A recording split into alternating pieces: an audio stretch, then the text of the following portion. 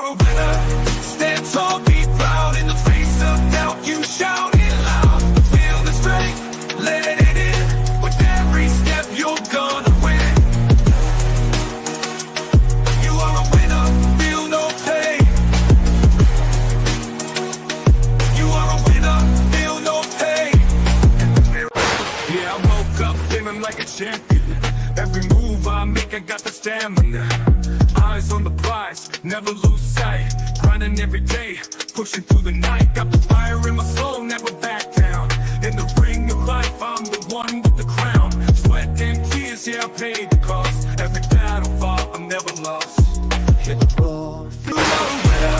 Stand tall, be proud. In the face of doubt, you shout it loud. Feel the strength, let it in. With every step, you're gonna win. Every challenge met, every goal in sight. In the gym, on the grind, it's a warrior's fight. From the bottom to the top, yeah, I've been there. With the heart of a lion, I face the dare. No fear, no limits, just pure drive. In the race of life, I'm alive. With every push, with every strain, I'm a winner, feel the gain. Hit the road, feel the power. In this moment, it's our hour. Rise above, break the chain. You're a winner, feel no pain. You are a winner. Stand tall, be proud. In the face of doubt, you shout it loud. Feel the strength, let it in. With every step, you're gonna win. In this moment, own your name. You are a winner in this game. You are a winner. Stand tall, be proud. In the face of doubt, you shout it loud. Feel the strength, let it in. With every step, you're gonna win.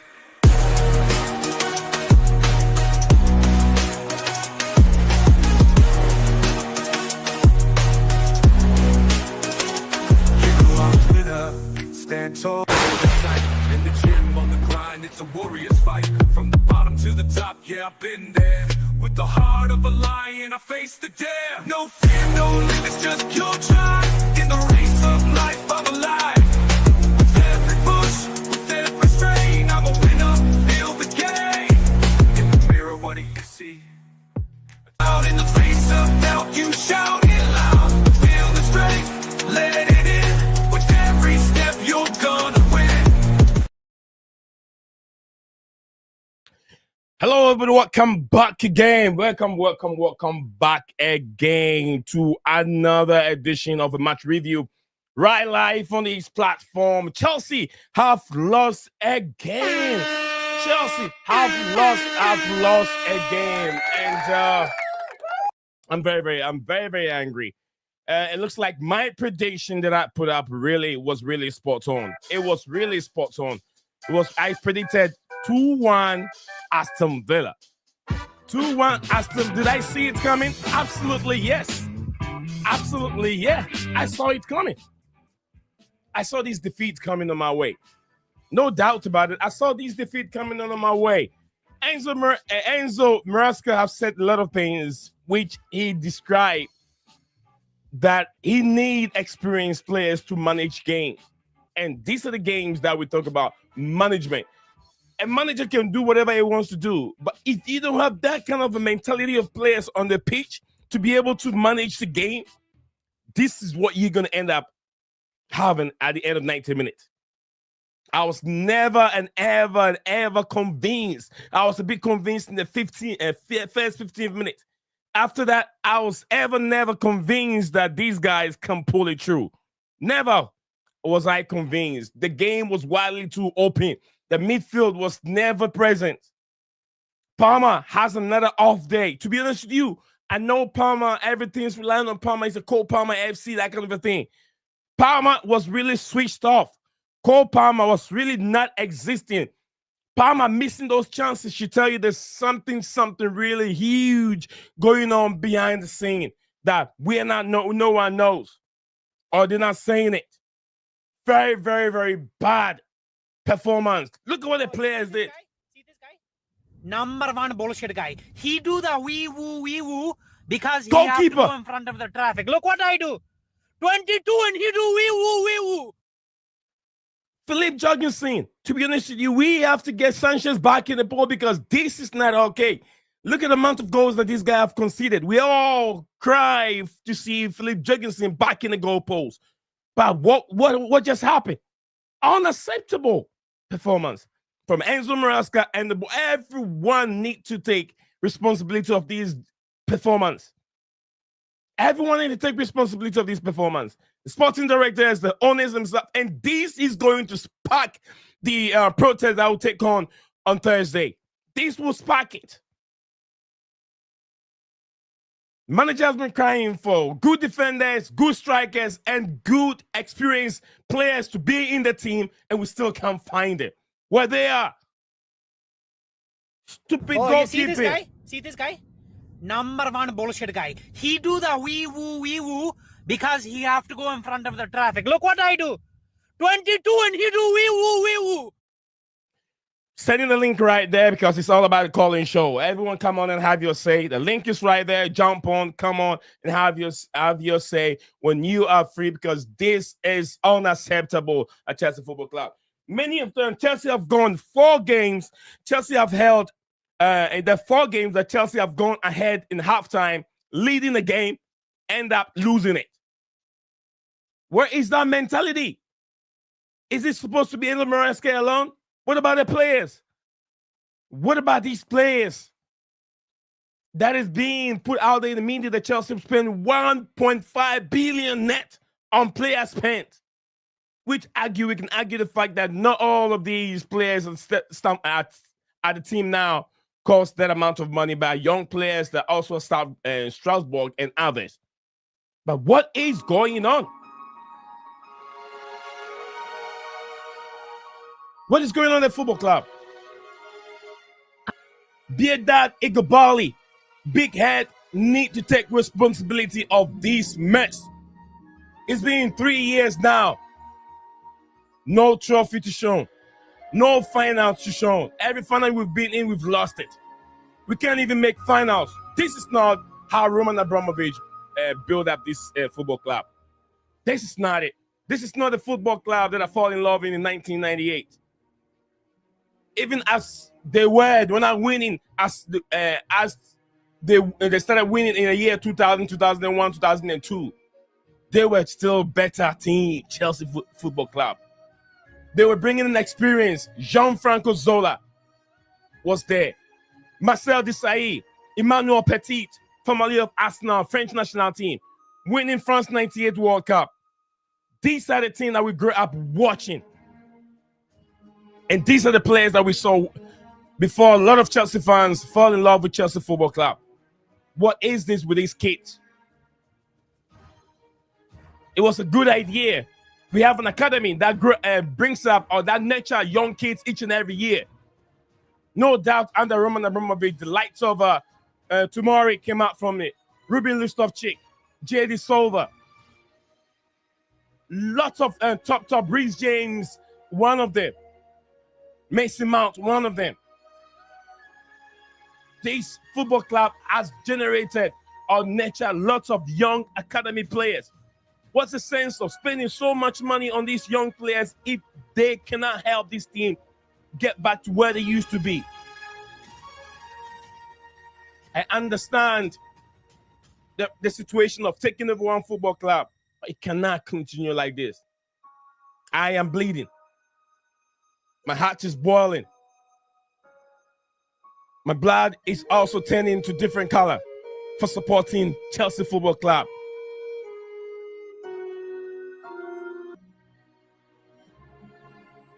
There should be a change. The change must happen now.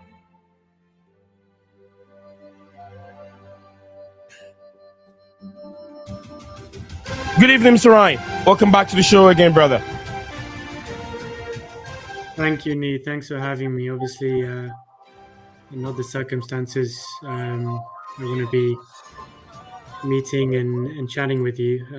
A stinging, painful defeat, especially when you lose right at the death. I thought Chelsea did a lot of things right in the first half, but this is the story of their season, you know, taking leads in games and not being able to see out to the final whistle and making sloppy defensive mistakes, concentration.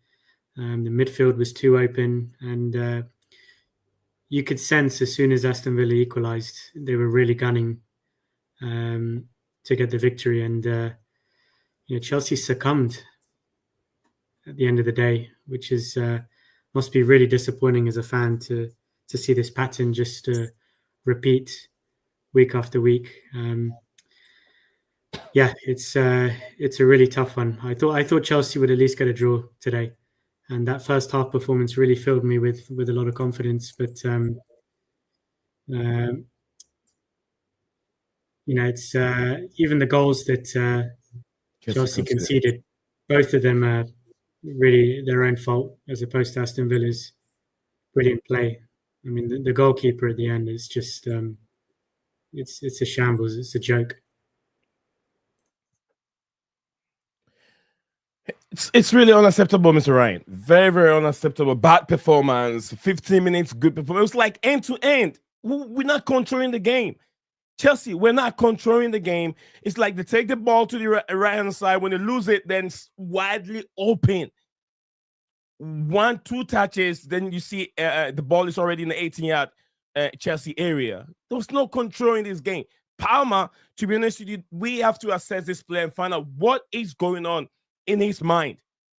What is going on in Palmer's mind? Chances that Palmer missed today, to be honest with you, Palmer, an informed Palmer, would never ever miss those chances. What is going on with the drop of these players? Almost the whole entire team have dropped their level all the way down.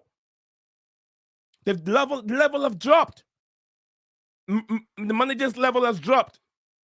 We thought maybe this is the time to see a new, a different plan with acts of plan A, plan B, and that thing, with action of plan B. We thought today was going to be the day to see a different plan.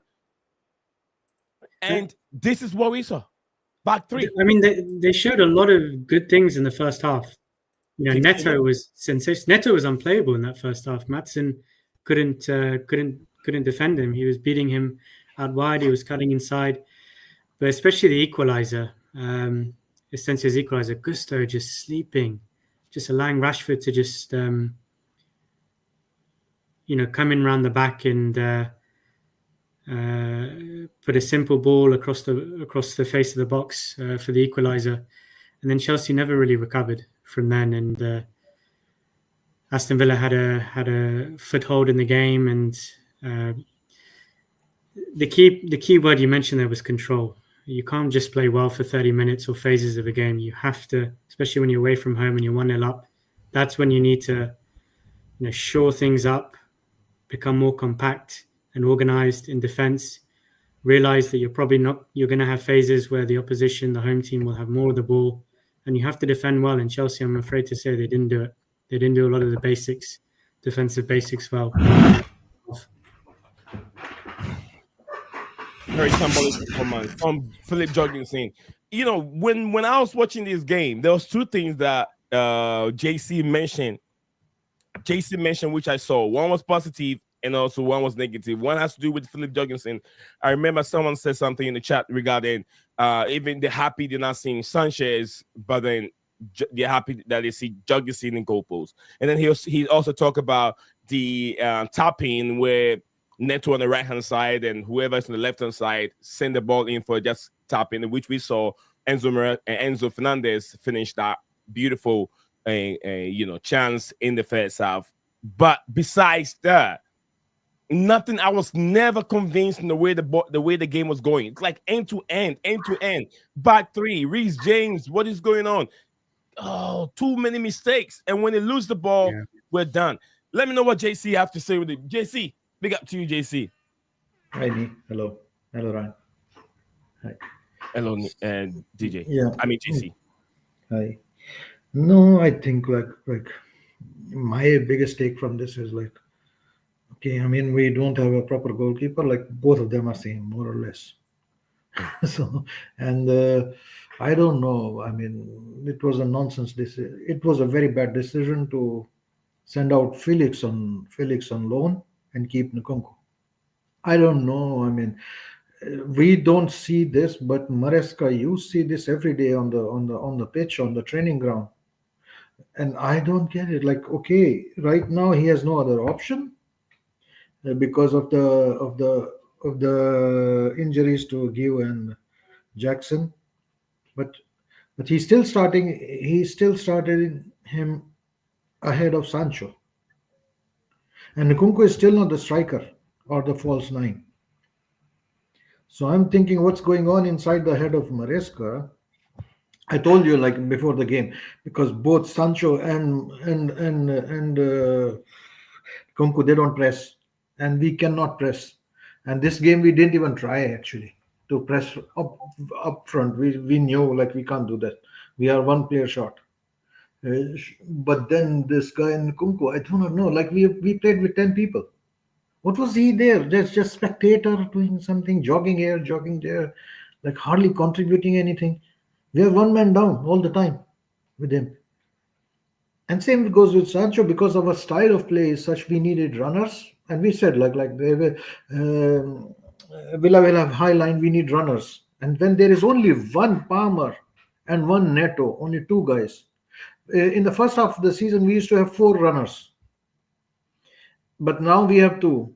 I would say like start even KDH, because he knows the system. He makes runs. He's quick.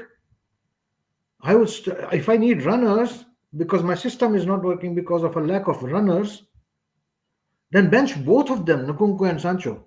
Start KDH because it's not working. They don't. Both of them don't press. They both of them don't have the speed and the pace to outrun the defenders when the ball is given. So if we become very predictable, all our openings will be from the right wing. And Gusto, okay, there was criticism some places, but Gusto's job was to do the running for Palmer, and he did that. Like the Enzo was just throwing the ball up front, and he was running, catching the ball, and giving it to Palmer. And people were saying like, oh, he goes there and he does nothing because he's the furthest one. He's caught a ball and then he's giving it to Palmer. That's his job. That was his job. Overlapping, getting a hold of the ball, and not so that Palmer doesn't have to run. But Palmer also, like, okay, he had a few chances. He could have scored. But it is what it is. Huh? Sometimes you score, sometimes you don't score. But to be honest, like we our forwards, like half of the pitch we play, our forwards have some chances creations from the right side of the pitch only, right half of the pitch only, not from the left half. Okay, I mean whatever came from left, it was only if Enzo Fernandez was running there or crashing the box or something like that. And Neto on the right hand side. Well, yeah, Neto was doing all the. Neto was actually doing the job of what Jackson does. I told you, like, I mean, we have like who are the proper players who press and like who suffocate and try to get the ball as soon as possible. It's Neto, it's Palmer, it's Jackson, it's Gio, and that's it. Enzo Fernandez does it in phases. Cucurella does this. Gusto does this. But not these, not Sancho. No, he won't do that. He doesn't have the pace. Nkunku doesn't do that. He doesn't have the pace or the understanding. And this game we actually didn't press. I mean, we were just trying to catch the ball in the middle of the park, and we sat back. We didn't play very high line. But then, okay, and as I said, like we discussed, I think like he has got 5 or 6 defenders on the pitch. His aim is not to lose. So when we went one goal up, he was hoping to come up with a draw. But thankfully, our goalkeeper has other ideas, So I told you. I mean, somebody was saying like he is having a fantastic game, but no. I mean, he had a good save in the first half, Right. and it was a reflection save. But like again, he was stopping with his feet. I mean, go for the ball. He's never catching the ball, never commanding the ball. Then there was a lob or something like that. He looked very awkward, like the ball bounced over him or something like that in the first half. Then people used to scream at Sanchez like misplaced long balls. I think he did the same. And I told everybody the problem is not the goalkeepers. The problem is like we have short players up front. The whole, I'll come to Ryan here in a second. The whole team did a lot of things wrong, especially the defense. No, it's not like there are deficiencies in this team. This team, after 6 windows, is still not complete. I know, but what I was trying to point out, thing is that right now is tossing. Oh my goodness! I know he's not good enough. I understand, but some of the clearance, I believe that they could have been passes. Some from Cucurella, unnecessary clearance, and it was like pass, you can see that there's chance for them to make a pass instead of clearing the ball that goes to nowhere, somewhere in the middle of the park or out of the pitch, where it end up going back to the position again. What are they learning, Mr. Ryan? I didn't see that What did moment you actually. pick up? What did you No, see? one of the key points I picked up was Villa's winner. Chelsea were just caught cold. I don't think any Chelsea player expected. I think it was Rashford who took the corner at the end to play it short. You had 10. All Chelsea players were in the box defending, expecting the corner to come in directly. And then the issue you have is that Rashford plays it short to, I think it's Tielemans, and you've got Palmer isolated, 2-on-1. And Tielemans plays it back to Rashford, and he's got all the time to pick out that cross to Asensio. So big issues there defensively at the end. And Chelsea just got caught cold and sleeping at the end there. And you cannot do that. You cannot switch off. Yeah, but You that cannot goal was expect it's going to be a saved, long Ryan. corner. You have to expect the unexpected, that they could play a short, they could do anything. But that shot again, Ryan, that was not a screamer or anything like that. It just went below him. Like It should have it went through his should hands. have been saved. But like as I said, like he's weak with his hands. He's strong with his feet. He tries to stop shots with feet. Can you imagine a shot coming in? He's trying to kick it back. That was last game. Yeah. Initially, when I saw the goal, I thought his vision was blocked. That's why he's mishandled it. But if you watch the replay back, he has a perfect view of it. It's just really poor goalkeeping. He just lets the ball go under He's him. a young keeper. He has a future in front of it. I don't want to criticize him. It's a howler. It happens. But the thing is, like people were shouting so much on Sanchez. Sanchez is a good shot stopper, and a few of the issues with the distribution and all that's also down to like okay, yeah, Jurgensen is better with his feet, but this was a howler. It happens. Let's hope he does not do very often these things and starts to improve catching balls or holding with the hands or saving with the hands, and everything will be fine. I hope so. But right now we are. I don't know. I mean, we do not have anything up front. Like only Neto and Palmer and maybe Tariq George because Noni is out. And somebody please tell me if I'm wrong. I have seen highlights of Mudrik this season under Maresca, how he has played little, but whatever he has played and the goals he has scored. And I have seen highlights of Sancho, and I have seen highlights of who's the other guy who we play sometimes, like Tariq George or something like that. Oh man, Mudrik is clear of Sancho. If you look at his highlights and how he has performed this season, it's a pity like somebody, I don't know, spiked his drink or something like that. But when I see the highlights, Mudrik is better than Sancho, at least this season from the highlights what I see. And the goals he has scored and the assists he has given and the runs he makes, he takes on players just like Noni.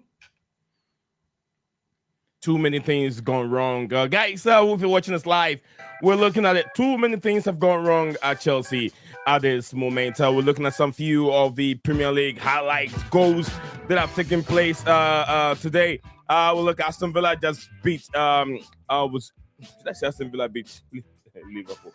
All right. I think I'm looking at the wrong date. That was yesterday.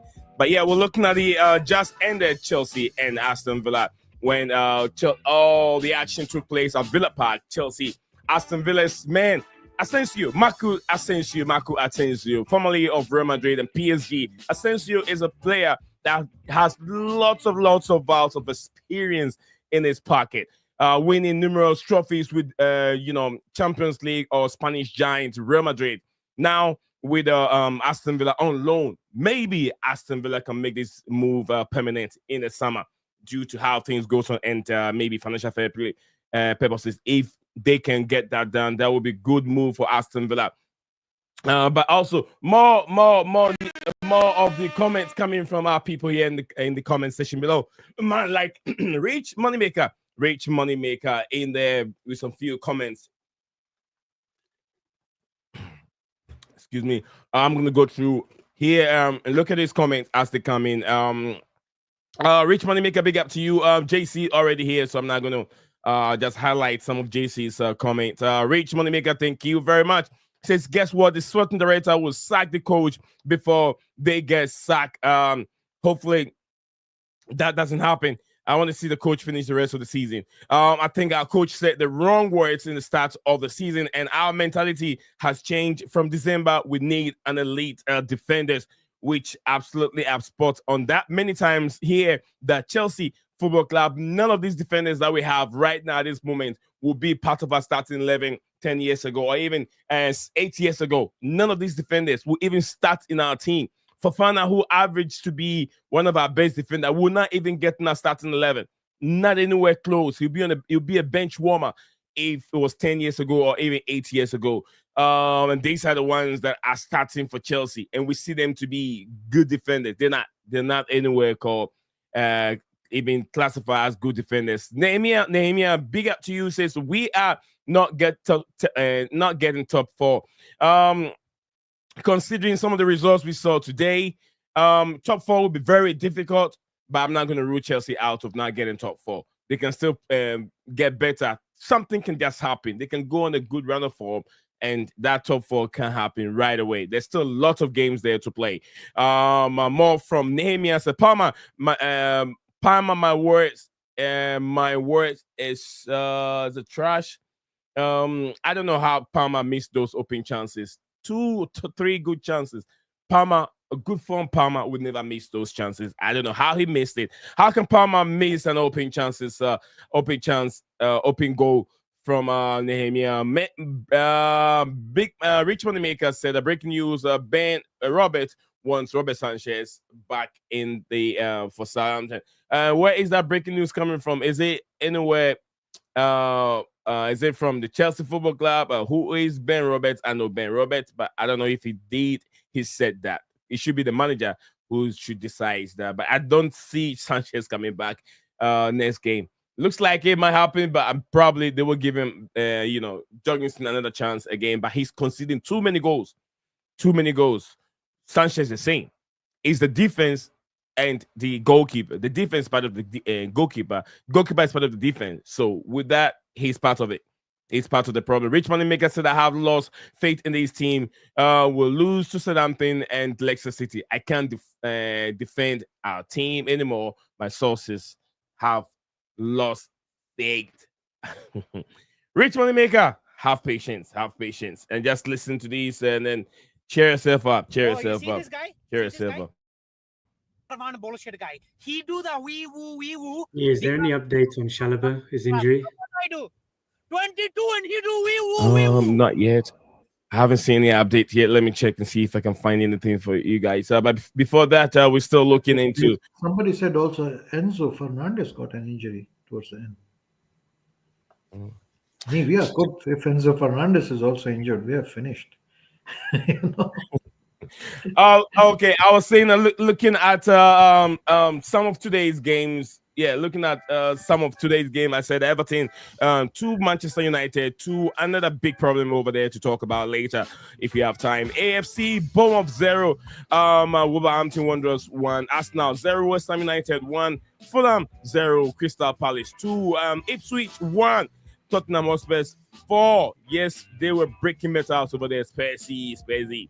Southampton 0, Brighton and Albion Football Club 4, Aston Villa 2, Chelsea FC 1. Elsewhere, we got tomorrow 2 games will be taking place. We're going to end up seeing Newcastle United and Nottingham Forest plus Manchester City and almighty Liverpool. Yes, they'll take on is the reigning Premier League leaders plus reigning Premier League champions. That will take place first, and I'm sure fifth will take place tomorrow. And I'm sure if there's a draw, it means that City can probably move ahead of Chelsea. Move ahead of Chelsea because they're gonna end up. I just, what I was just thinking about it. I like, our team, like today's game, there was in the first 15-20 minutes there was a lot of creativity coming from Enzo Fernandez. They put McGee, that guy, yeah, and another guy on top of Fernandez. Just push him, pull him, do whatever you like, but don't let him pass that quick enough. So very quick, like this guy, what's the good evening guy, like I forgot his name, the manager of Villa. So yeah, I mean, it was easy. The other window which Chelsea has is probably Palmer, but like we also saw in the second half there was a moment where he was surrounded by four people. And Nkunku was free, but they still were worried about Palmer. They crowd out Palmer because you stop Palmer, you stop Enzo. Where is the creativity coming out? A little bit from Neto, yes, maybe because he will make the runs. So there will be some penetration, but who will head the ball? Nobody. So it's easy right now. We are lacking players. They are of quality up front. And there is Caicedo, and Caicedo made a good pass, which Palmer created a chance for Palmer because everybody was controlling Enzo and Palmer and things like that. But then Caicedo got a chance, gave a pass between the lines, and there was that was a chance 1-on-1, which probably should have scored Palmer. Yes, but we are easy to control as a team right now because of the injuries. We do not have the bite right now because of the injuries. We are missing players, and I am surprised they let go Felix. And try. I do not know. Try other players. There are still other players in the team. On the defense side, we have Caicedo, and Reece James is still figuring out because getting match practice, like match fitness, and he's being used like inverted role, this role, that role. I mean, he's the lone warrior there, who's like you can say out of our back four, the most trusted guy, who's a world class proven winner. All the rest are young, and Enzo Maresca keeps changing the backline. He keeps changing the backline, which does not generate any chemistry or understanding between these back center backs and all. Kukurea is fine, but Kukurea is fine in a different way. Like he's kind of a sweeper. He's like trying to press when his role is more like that. And but like if he has to defend, like there is no. I won't say he's not a ball carrier from Yeah. back. He can pass it around, play 1-2, 1-2, and move up. But that's the way it is. That's the way you can say about Gusto as well. Reece James can move ball forward, but Reece James. So right now the team is like really, and we were expecting a new tactic. We didn't see a new tactic. We saw the same tactics, but different players in those same on those positions, on those rows. If you listen to, go ahead, One, JC. only thing different I saw was like, okay, yes, Gusto was overlapping from the outside, and then like catching the ball and giving it to Palmer, and then the other players were in these roles. And yes, yeah, he did understand like he cannot start both Sancho and Kunku and try to press the ball and keep a high line. It was obvious after the first game against Brighton. He did repeat it after the second game of Brighton, and finally he benched one of them. But I would say his bench once the players are back, once Jackson is back, I think Neto goes to the left. When Noni is back, he goes to the right. And Sancho is sitting on the bench. Nkunku is sitting on the bench. I don't think they realize this is their chance. This is a chance Nkunku was waiting for. And he has shown nothing. Because when those players are back, Nkunku is finished. Exactly. Kunku is finished, is what JC is saying. Big up to you. I predicted it. I predicted this yesterday. I had the record right here that Chelsea was going to be 2-1 Aston Villa, and I was really spot on. I thought maybe Chelsea can finish it with a draw, but 2-1 is my prediction. If I'd played the lottery, I could have won something. It was predictable what we was going to lose this team is just useless. From Lord Vimulation. Big up to you, Lord Vapor over there. Big up to you. We saw a different formation. Players played differently. That's it. What tactics can you play with limited FC options? From Lord, thank you, Lord, for that. We played the same 3-5. We played the same 3-5, but like they were different players in those positions. That's it. Right. All right. Let's Yes. see what Mr. Ryan want to add to this game again and Chelsea's problems. How can this problem be solved, Mr. Ryan? Big question. Well, clearly, yeah, they tried something new today. Whether it's I didn't see much difference in terms of the tactics. Obviously, yeah, Reece James played more in a midfield role, but the same issues plagued them, especially in the second half. If you look at the fixtures, I know you don't like to look too far ahead at the upcoming fixtures, but Southampton next up in the Prem. Then you've got the Conference League home and away tie against Copenhagen, Leicester at home. So Chelsea have to win 4 out of 4. They need to build the momentum back and the winning feeling, because right now morale and confidence is at rock bottom. Right now, Guna. Chelsea did not draw. It says anytime NHL back. Arsenal lose. Chelsea draw. Inter Milan vs Genoa on says Olis and MLS begins today. Chelsea did not draw. Guna. Chelsea lost. Chelsea lost it. Yeah. Few minutes to go. Chelsea lost it. 2-1 to Aston Villa, as predicted yesterday. Lord Vipination said no leadership, no options. Mentality is dull like English seasoning. Let's go back to Mr. Ryan again. Sorry, Ryan, I was just trying to make it clear to Mas that Chelsea did not draw. I'll be happy if we did. That's fine. Maybe Guna watched until the 90th minute. He missed the stoppage time. Unfortunately, Chelsea did concede right at the death, and they lost. Just looking at Maresca's post-match comments, he's saying Chelsea didn't deserve to lose. Yeah. Do you agree with that? Do you both agree with that? That Chelsea did not deserve to lose? Yeah, he just doesn't want the players to be feeling down or something like that. That might be the reason why he's saying this, but this is nonsense, Waffle. Yeah, it's true. I disagree with what he said. They did deserve to lose. The kind of stupid football they were playing. The stupid football. We were playing for a draw after 20 minutes. We were playing for a draw. And he said the performance was good. No. He's speaking nonsense over there. I don't know who put him on that. But here's the thing, if he starts to in press conference, if he starts to say we were bad, the performance was bad, it creates a negativity. And like when a team is not getting the results, you try to keep the positive words in the press conference in front of the public and all that.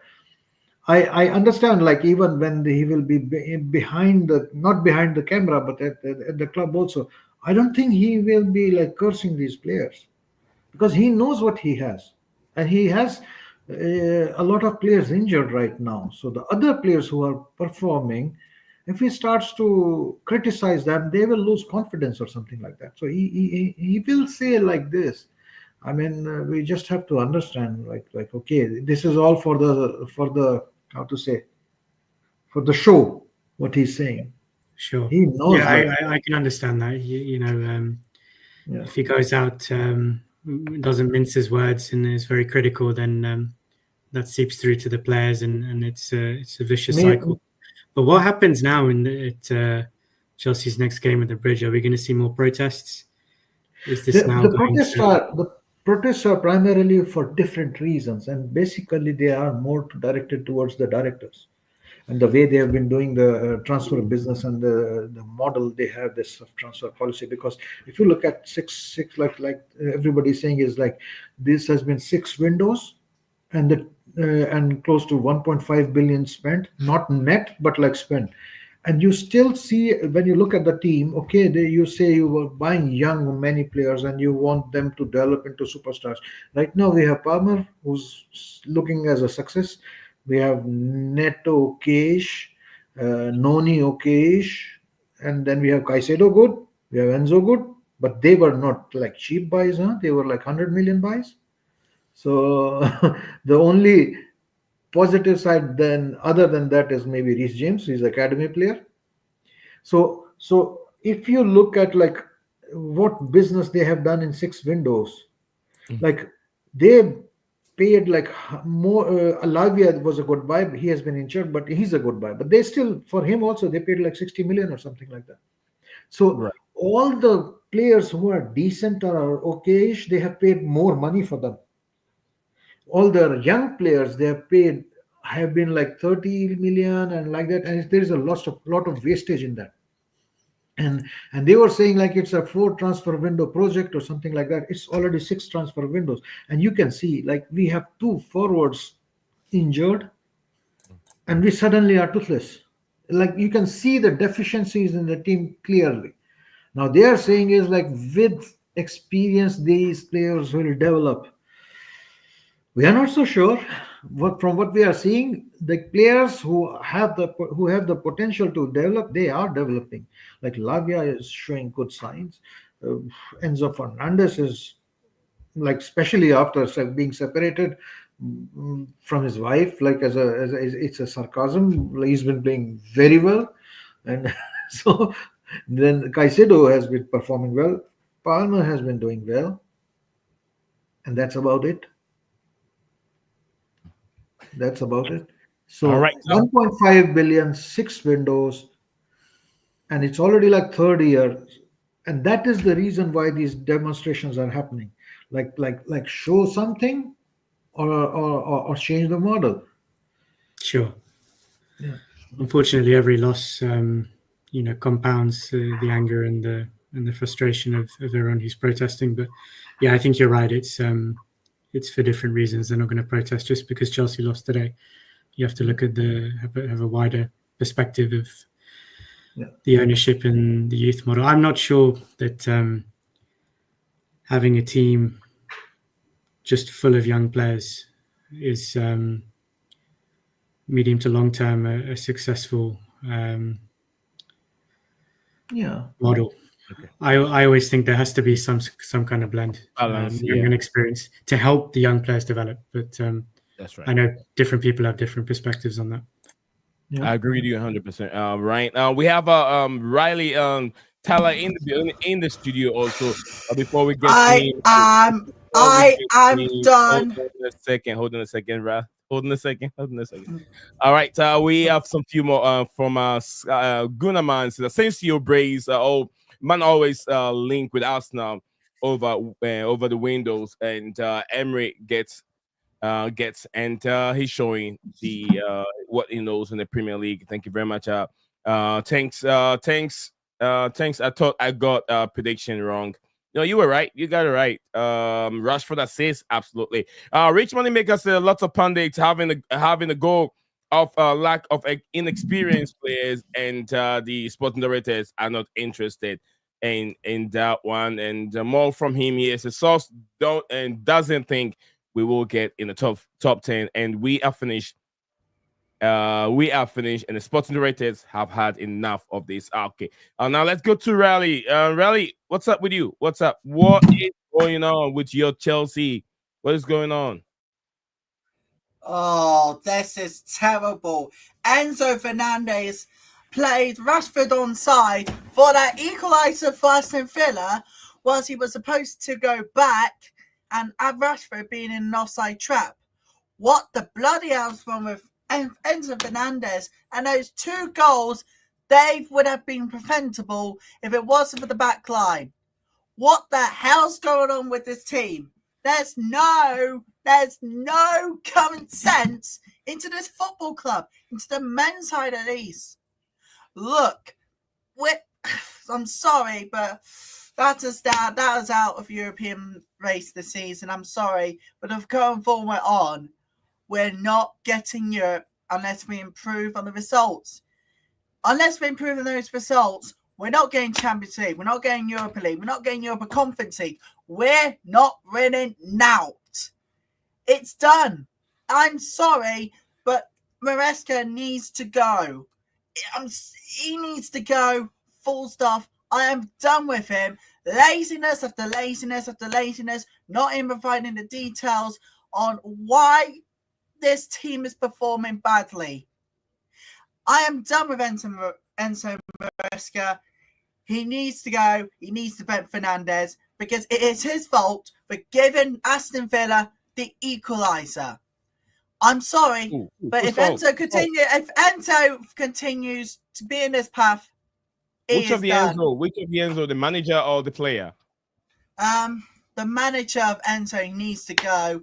Bench Fernandes next game. But what about you? Don't give him the credit for scoring that goal? I've got to be honest with you. Fernandes has been pretty much good on the goal, but for us. But when it came to Villa's equaliser, this is what I'm saying about Villa's equaliser. He should have played Rashford offside. Instead, he played him onside. That's a mistake. It happens. That's a mistake. It's a mistake. Oh, it happens. It doesn't happen it happens every time to players. I am absolutely look at the equaliser.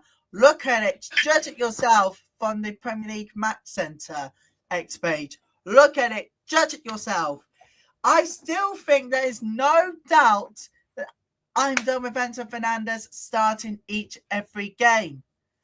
We want him.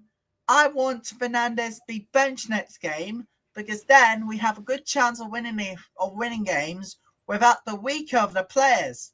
If we continue to start the weaker amount of our players, who would you prefer to put in that position? What is going on here? Who would you prefer to put in the Enzo Fernandes position? Who would you prefer? The strongest one next to Enzo. The strong one. Who's that?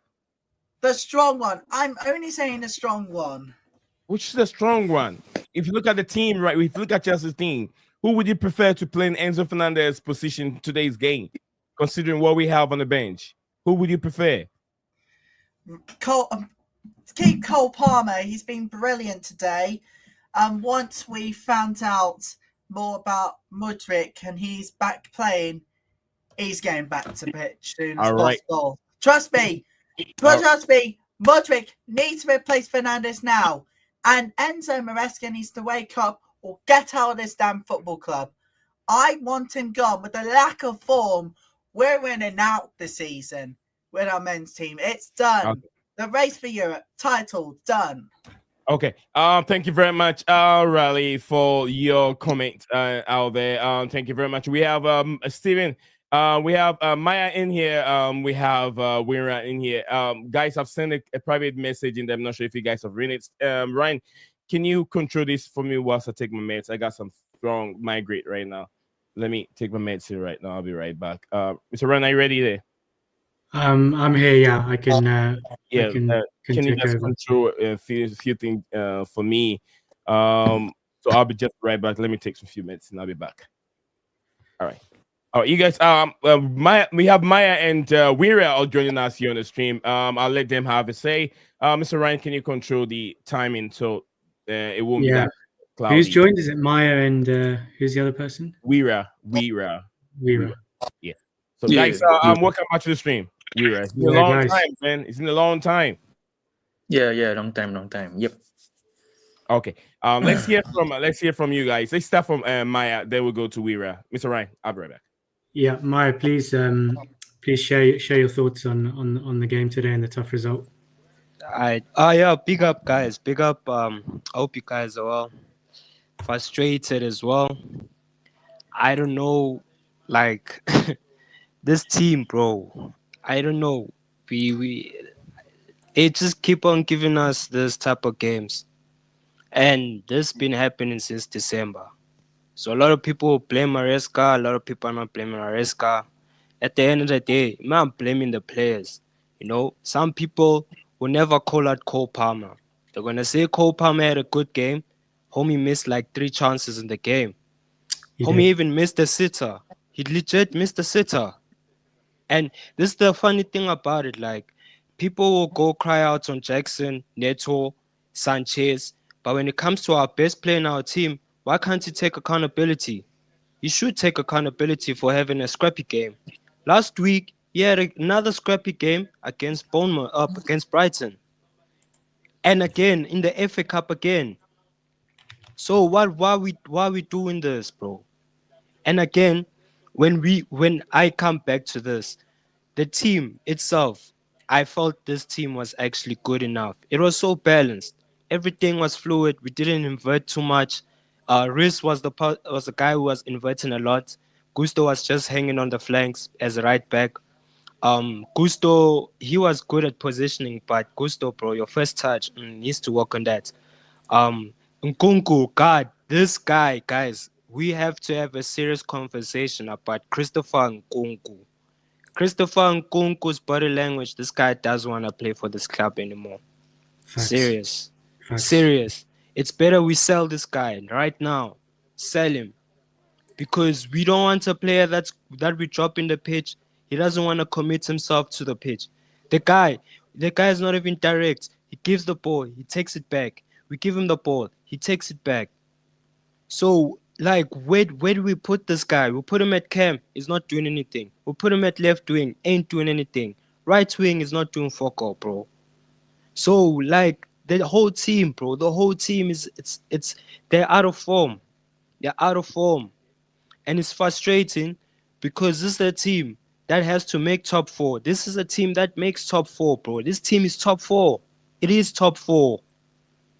This is gonna be the third season trying to make top four. And if you don't make top four, what now? So I don't know. Man, I'm just saying, people need to start making players take up accountability. They need to. Palmer, Nkunku, Enzo, Gusto, Sanchez, even Neto. Neto, he was brilliant, man. I'm sorry, G. He was great. Even though I have stick on him, he was brilliant. Very brilliant. I think he was the only guy. He was just switched on the whole game. He gave Maatsen a torrid time, especially in the first half for Chelsea's goal.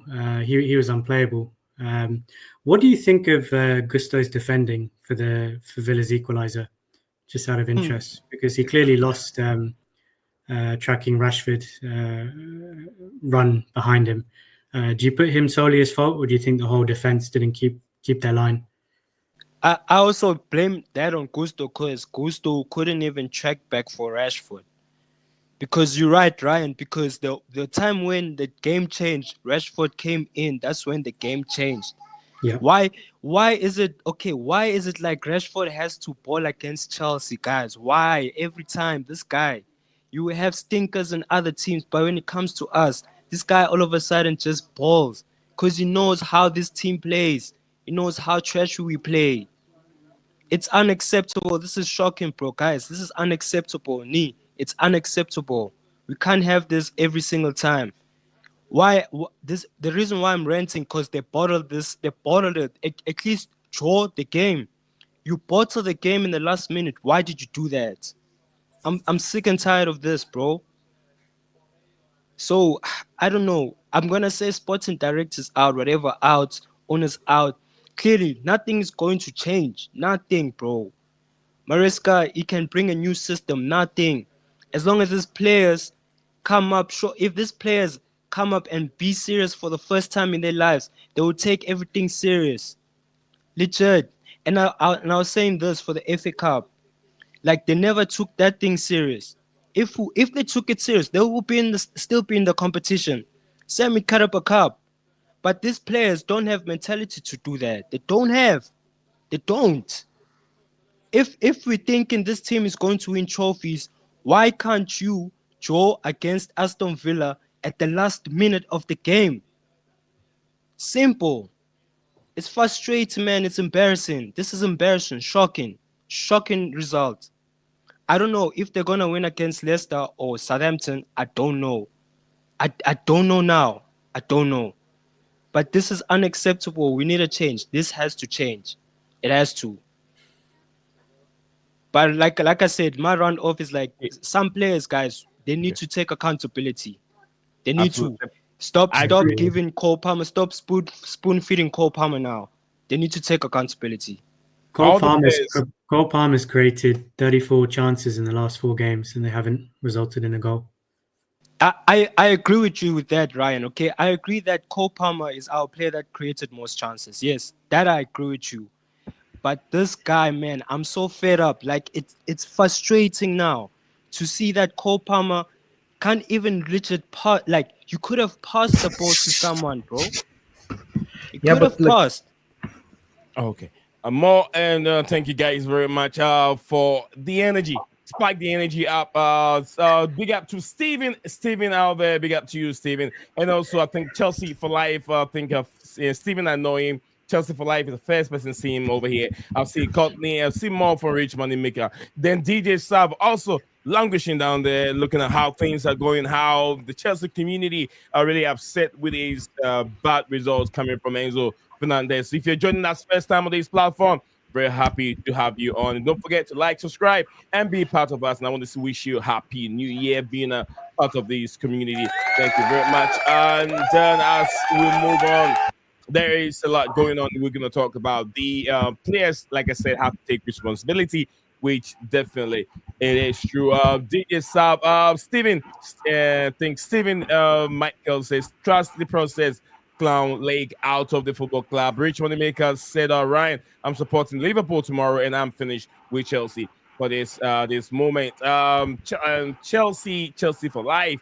So we are gone. Chelsea, we know and love is gone. Bring on the protests immediately.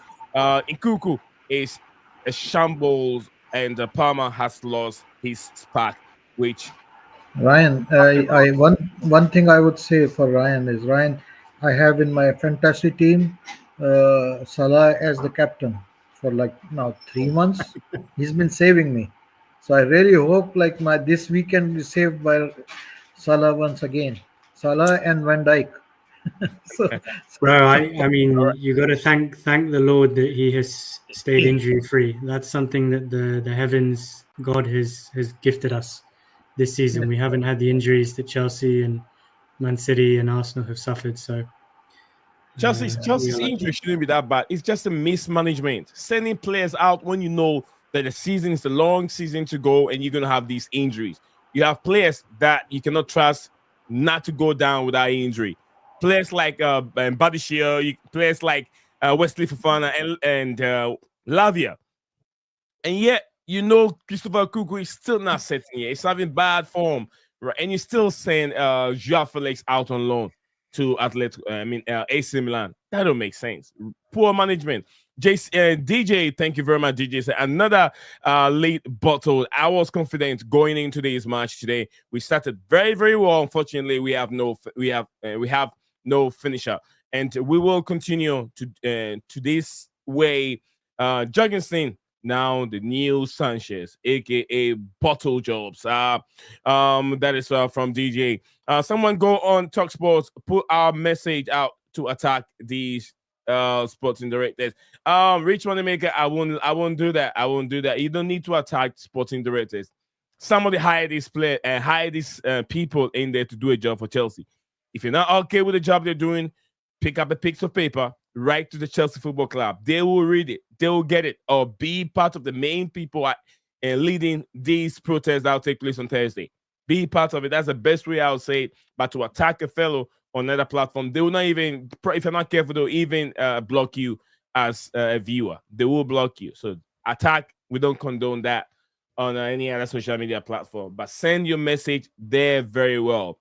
They did not employ themselves at Chelsea Football Club. It is someone called Biedad Igabali.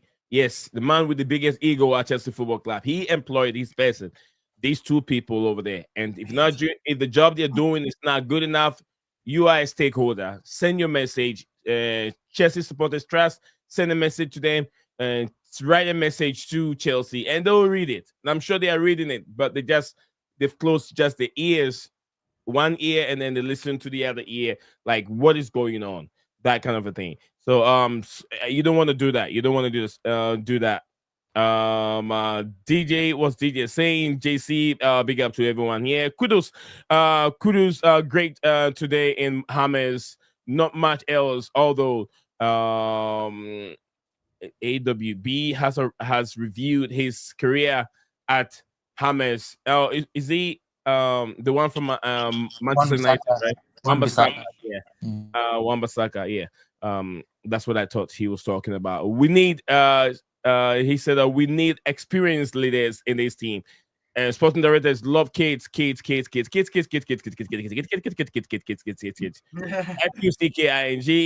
leaving the kids alone. DJ, this we have, it says we have been. Where did it go?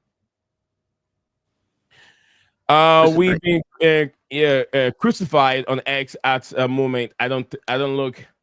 I don't look. That's what I have been told. This moment. More from Lord Vipper Nation. Keep it coming. Keep it coming. Let me give the panel members to have their say. Weira, have you said anything at all? Oh, not yet. No. Not yet. Go for it. Go for it. Sorry. Okay. Ryan, right? Ryan, you say. So are you saying that Palmer is undroppable? Me? Yeah. Because I just want to know what's your stance on Palmer, right? Weira, if you drop No.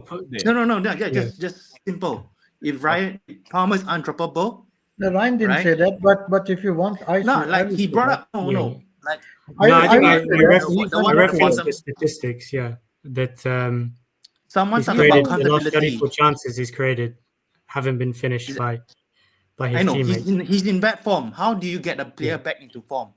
If someone's going through a bad run of form, right? He's lost his mojo. How do you get him back? Helping him, giving him a partner, right? Maybe changing his position, right? Maybe changing his position, but right now, Cole Palmer answer is your that. best player, right? He's your best player. Yes, There's no he doubt is. about that. And he is going through a bad patch of form right now. But I think it's just symptomatic of the broader team as well. I think the fact that the entire team has not been performing well for the last few months, that's brought his level down also. Okay. I don't think any player is undroppable unless you're Messi or Ronaldo. But So are you putting Palmer in that Messi Ronaldo bracket? Of course not. But I think that's why he he said is your no best one player. is undroppable unless you are Messi. So my point is Jackson's going through a bad run of form, right? Everton, Jackson is Spurs, injured. Jackson, and Guiu does not have 20 minutes in a game to try and change the game, right? Palmer goes through a whole game quiet, 0-0 Everton, right? How many quiet games has Palmer gone through? None. 2-0 Ipswich, he was effective. I would say 2-0 Ipswich was still effective.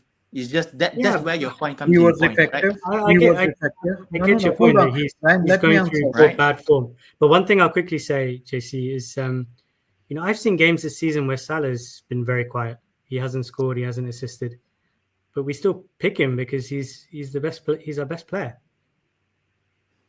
Okay, Precisely. you notice, right? When Palmer scores the first goal, we start to get complacent. Have you guys noticed? Subscribe. Have you guys noticed when Palmer is the first to get us going? Maybe he takes the first blood, draw the first blood. When Palmer is the first, I think he's given up on the whole team because no one else is stepping up to the plate. No one else is helping easing the burden on him. Everything goes through him, and I feel like we did not like aid him by we keep it we I mean what's the harm in dropping Palmer for one game? Can I answer? Yeah. There are 19 teams in Premier League, so that's Okay. about like 100 and 200 players. Palmer is in top 15. You don't drop such players. He's the only player, our best player, and assuming, like, let's say, okay, we drop him. Who are you going to start in place of him? KDH? So are we saying Felix is the winger? Felix is not in this team right now. No, I know. I'm talking about this whole No. season. Palmer has started almost majority of all games, I would say, right? I'm not saying Hang on. people are Hang saying on. Kunku in the camp. I'm saying Kunku Hang is on. not sitting in the system. Hang on. I'm How saying many is goals? Felix a How camp. many goals has Oh. Palmer? How many goals and assists Palmer has this season? I'm saying bad run of form. No, he's not in a bad run of Yeah. form. He's not in a bad run of form. No, he's He's not. never been in a bad run of form, not 3 games at No, all. he's not been. No, and I can justify the reasoning if you allow me to. You sure? 3 games. I remember 3 games he's quiet. I remember Yes, 3 because games did you he's see quiet. like he got ball once in front of the goal today? One chance he slipped, But there was another No, I'm chance not he talking was. about today's game. I'm talking No, no, about the no. past few games. In If recent you history, allow me last to 5 answer, games. if you allow me to explain, I will explain it to you. Chelsea right now is very, very one-dimensional.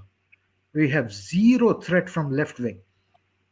We have creativity from only two players, Enzo Fernandez and Cole Palmer. And any opponent who wants to stop Chelsea has to put two or three players on these two players, and we are toothless. And you would not drop one of them. Okay. And that is the reason, because he's overcrowded, he's well marked, and we do not have supporting role players. They are injured. So there is no. I mean, historically, if you look at Barcelona or those great teams, and they used to say like you have to stop Messi, but the problem was if you stop Messi, there are other good players. So there is space created for the others. For us, it's only one or two. So you stop those two, and there is no other thing going around, and that's why Palmer has been steamrolled by the opponents. And Palmer is not a finisher; he's a creator. But right now, he has to be upfront as a finisher. You're asking him to finish. You're asking him to create. You're asking everything of him, and he's still managing to do some things good. He's not out of form. He's just alone right now. Right now, I'm talking about the last 6 games before. Was it before Palace? Palace, the run of games from Ipswich to Palace. I'm talking about the season after Name a game. no, his Let games me after recollect. Everton. Name a I'm game. talking Let about me games after recollect. Everton. Do not talk about today's game. Today's game he's been asked to play false nine. Okay, now He's you been are asked to score. generalizing. You are generalizing. Name me a please a game. Name me a game. I will recollect what went wrong and how were our tactics, and I will precisely tell you what was Palmer did. What did Palmer do? And that's why I've been saying after every game I have analyzed and I have explained why Palmer is not out of form. He's been doing in the circumstances he's been doing better than average, much better than average, and he's our best player.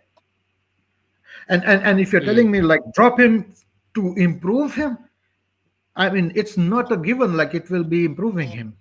It might even demoralize him, and it might even ask him to hand in a transfer request.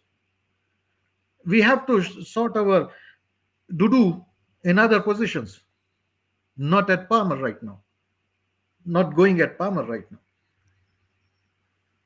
I'm just saying Caicedo is a bigger player for us than Palmer. You take Caicedo out is not an Caicedo. attacking player. I know, no. I'm just saying he's a bigger player for us. Listen, he's a bigger player for us. You take out So Caicedo, football is a team. Listen, the listen. chances of Football. the chances of Foot, losing a game is higher. That's all. we right now we are struggling to score goals. We are not scoring goals at free will, and the reason is a lack of attacking options. Caicedo is not one of them, and there is no comparison between, even I would say you don't even compare Caicedo with Neto or with Jorgensen or anybody. They are different position players. Everybody has his own roles. He's and that's what we are saying is, brother, that out of all this transfer markets and investments and all, there are some players who are coming up and who are looking like the future. They will be, if there will be a good team, they definitely are going to be there, and you can name them: number one Caicedo, number two Palmer, number three Enzo Fernandez, and then I start to struggle. Lavia, if he stays fit, Reece James, if he stays fit. After that, I start to struggle already. Noni, maybe. Estevao William, yet to be seen. Other than that, where did that 1.5 billion go? I do not know. Where did the 1.5 billion go? I did not know, from JC. And you guys also heard from Weria, also strong supporter of Chelsea. We have JC here. We have Tyler also in here. Yawning right now. Chelsea have made him so tired. Yes. He can't even. Then we No, have our not brother quite. JC. We have JC. All right. I'll give you a chance. Go ahead, Riley. So I'm looking at our cycle. I mean, we score first, then we forget how to play, we concede goals, and we lose the game. There's our cycle. We got to turn it on its head, or we're out of Europe. We're out of any race for any title or European places this season. We were well out of the title race, unfortunately. But now, any hopes of European could go horribly wrong if we continue to have results going downhill. It's disgusting. I want to see a change in that form in that cycle, or else we're done. Can I There bring are something up? procedures, I will track back on my statement, and then I was a little bit maybe over exaggerated there. Jackson, in my opinion, has a future. He's looking to be, the only thing with him is finishing, but if he's on the left side, doing a role alongside a striker, oh, we have a player there. And I think also the other guy, Gyu looks like a good potential, to be honest. But he's hardly played, so we will not make definite assumptions. But he looks good player. He looks good player. He looks like a good player from JC. DJ is here about to talk here in a bit. The highlight is always gonna be our ownership after every game. To you, know the sporting directors has no intention to adjust or fix the issue because they don't care. Is that on? I mean, Can I build on? Oh, sorry. let's go. Who's that? Was it No, Weird? no, no, no. I just want to build on the point about Jackson, right? Make it snappy. So so we're saying, DJ wait. I heard that Jackson's finishing is not good, right? Wouldn't Yeah. wouldn't a solution be play him on the left and play Guiu on the 9? think Yeah, that- probably. probably. But both of them are right now. Yeah. Both of them are injured. So But just take into consideration, we signed Jackson because the last 10 games of Villarreal, Purple Patch, he was put in striker because Mourinho was Injured. yeah, Mourinho was a Baron form. We just signed him because he had a purple patch last 10 games at striker, right? At striker. So the rest of the games he was played on the wings, was rotated across the front three. So link up play, that's why I rate his link up play. But as a striker, why rate a striker's link up play? That's my issue when we have Mudryk out. I would say put him as a left wing. Link up play. He's good at link up play. That's what we need with our left wingers, right? So he does create also chaos in the yeah, opposite. exactly, creation. But left wingers aren't expected to score goals. That's the role of your cams, your central, all your your strikers and your cams. I wouldn't expect Sancho to be chipping in with goals, assists, creation, chance creation. Your wingers, right? Just like today's goal for Villa. Who assisted? I think was a winger. Anyway, yeah. For me, Jackson is a left winger. Let's stop this. Jackson is a striker. He's good link up play, chance creation, hold up play, but not hold up play as a Giroud hold up as a striker. But yeah, let's Yeah, bin this Jackson's a striker thing. I think that Can I works. ask? Can I ask you something? Look, you agree? Like when Jackson he has got the pace, he has got the physicality. He really has this potential of bullying and creating problems for the opposing defenders. So if you use him as a winger in a 3-5 in Maresca style of play, then Okay. he's more on the fringes of the play, and that role becomes less a little bit. Wait, okay? You talk about physicality. Have you seen him attack Have you seen him at corners? When we have corners, right? I see Enzo attacking the headers. I see Gusto Cucurella, right? I see Neto, right? Jackson's head and shoulders taller than them. He has a physicality, yes. Like his height is useless at corners, right? You see his physicality, he's physical. But what are we judging strikers on? Yeah, but for the corners, you don't have corners, for corners you don't have guys like Enzo and all that standing up there. You get your tall center backs accompanying the tallest players. Yeah, and where is Jackson? And- When's the last time Jackson took a shot at a corner from a corner? Listen, it's. I am just trying to say is, or to cross is, like when there is a crowded corner situation, it's not only the striker who's the most important part of it. You have center backs and other players who practice this kind of set pieces. And but when you are in an open play situation, he creates a lot of problems, and that gives spaces for others like Palmer. Exactly. Let's hear from DJ. We've heard a lot from JC, a lot from Maya, and then we still have I think we still have Ryan. No, Ryan is not there. We lost Ryan for a second. All right. We still have DJ. DJ, welcome back again, DJ. Yeah, big up, Nee. Big up to everyone on the stream and big up to everyone in the comments as well. Yeah, how you guys doing? You all good? Not really. Yeah, it'd be all right. Of course. I kind of expected this, so I'm okay. Cool. Listen, first, I just want to basically. Oh, you first see of all, this guy? See this guy? Number one bullshit guy. He do the wee woo because he have to go in front of the traffic. Look what I do. 22 and he do wee woo. who's he talking about? Enzo Maresca. In the Maresca.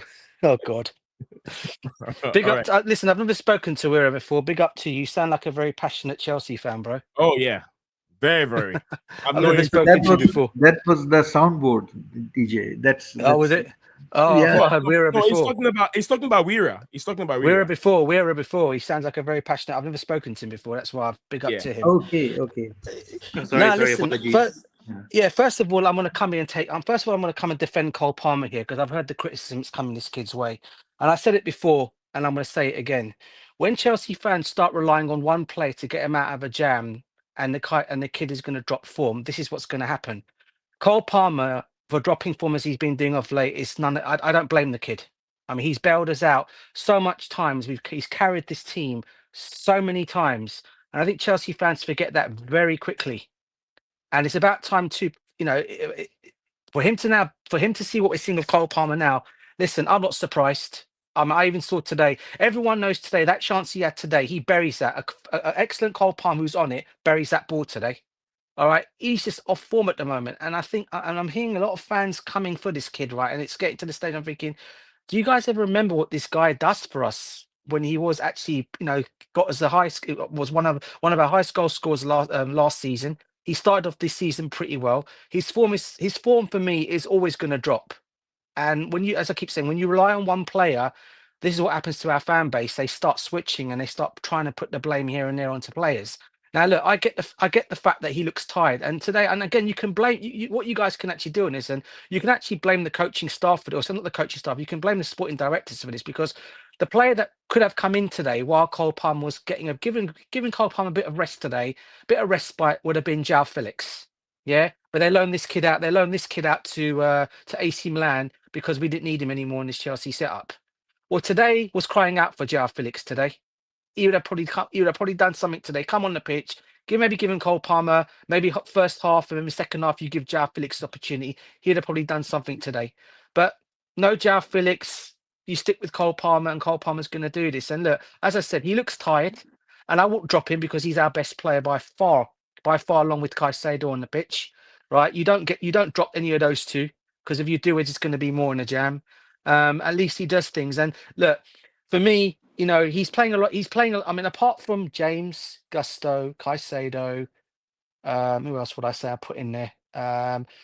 Probably Jackson when he's fit, Lavia when he's fit, and Fofana, right? The rest of the players around him are all bums, basically. Yeah, and when you're playing with a bunch of team that have hardly got no great attacking plays in this setup, this is what's going to happen. You guys tell me today, what did Christopher Nkunku did for this whole game today? In fact, what has Christopher Nkunku been doing for the whole of the last 6 or 7 games he's been playing? He's given up in the setup. He's given up because Jackson's been having most of the game time when Jackson's not been impactful in the game. Be honest with me, Werder. Is that a professional thing to do when you're being still paid your wages each week by the club? Okay, he wanted to get a move in January. We all knew that didn't happen.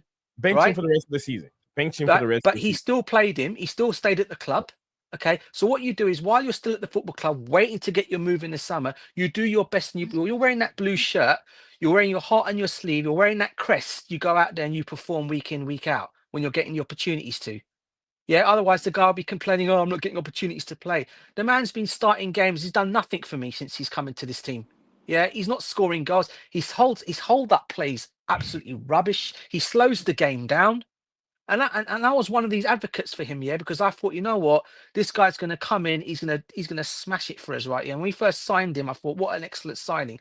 Poor guy he's obviously got injured, and we've not seen the best Christopher Nkunku that we saw from the Leipzig days. He's not brought that to Chelsea, and when he's got these opportunities to now play, he's not taking his chances. And this is where I feel we failed as a club in the transfer window, because knowing the fact that obviously Jackson got injured, Gürki's got injured, you brought no backup supporter.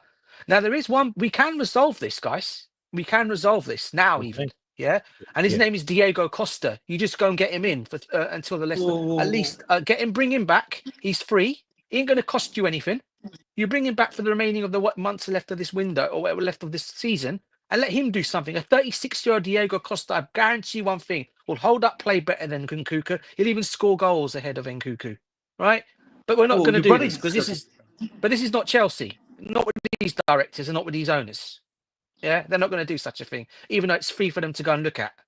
Yeah, he'll at least come in. I'm not saying he'll come in and do it for the whole season, for the whole of it, but you bring him in and give him an opportunity. He'll at least do something. He's already worn the Chelsea shirt. He's won titles with us already. He's won a title already with us as Diego Costa. He knows what it is to bleed blue. He knows what it's like to go and do that. Put the crest on, play heart on the sleeve. Go and do that. At least it's not going to cost these guys anything. You just bring him in for whatever months is left. He's a free agent, but they're not going to do that, though, are they? So we're going to be stuck in this rot until Jackson does come back after international duty. And I'll be honest with you, Nee, I'm worried about the Southampton game on Tuesday. I'm not going to lie to you, bro. If we play anything like we did today, we started off well, then for whatever reason, as we always do in the second half, we faded. We let Aston Villa come back into the game. And when you let a team like that get back into the game, especially with the players that can get off the bench, they're going to hurt you. They're going to hurt you proper. And we're talking about a guy called Asensio, who's won 4 Champions Leagues with Real Madrid.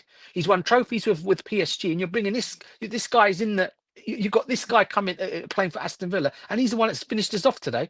And over what? And Jorgensen today. Listen, we're going about Sanchez in goal. Yeah, this guy today was an embarrassment, mate. How he could let that ball? They have done Malen on the bench. I know. Put Rashford on the bench. Do you know what I'm saying, bro? You're looking at our bench and you're bringing Jadon Sancho on. What's this guy done since he's come when he came on? He done nothing for me. Yeah. So look, I don't know what the problem is with Chelsea at the moment. Obviously, I don't know where this is all come from.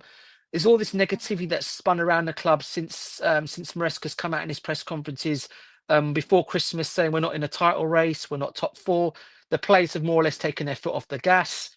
There seems to be something that's not wrong, or it's not right there. And I'm sure all will be revealed come the end of the season when he's going to be assessed of how his job is. And I don't think he'll last. I think he'll be gone in the summer if he continues this way.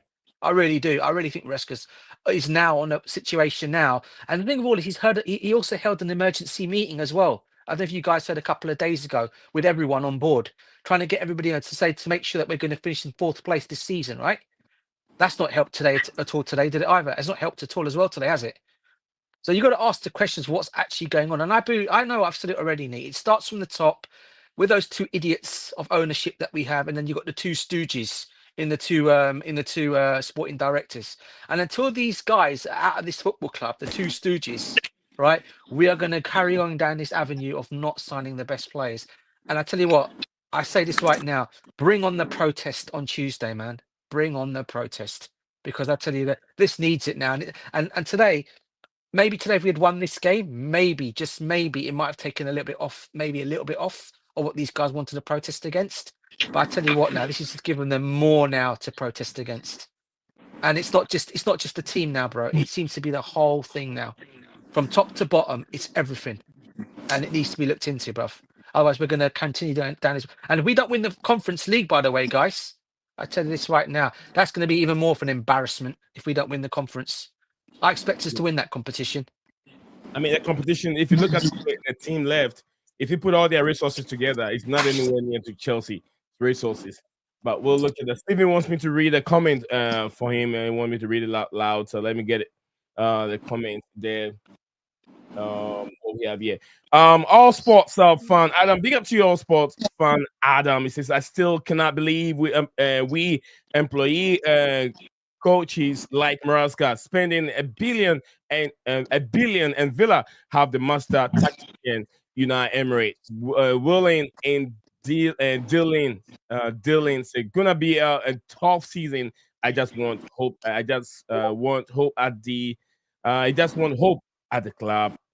At the club back. I just hope at the club back.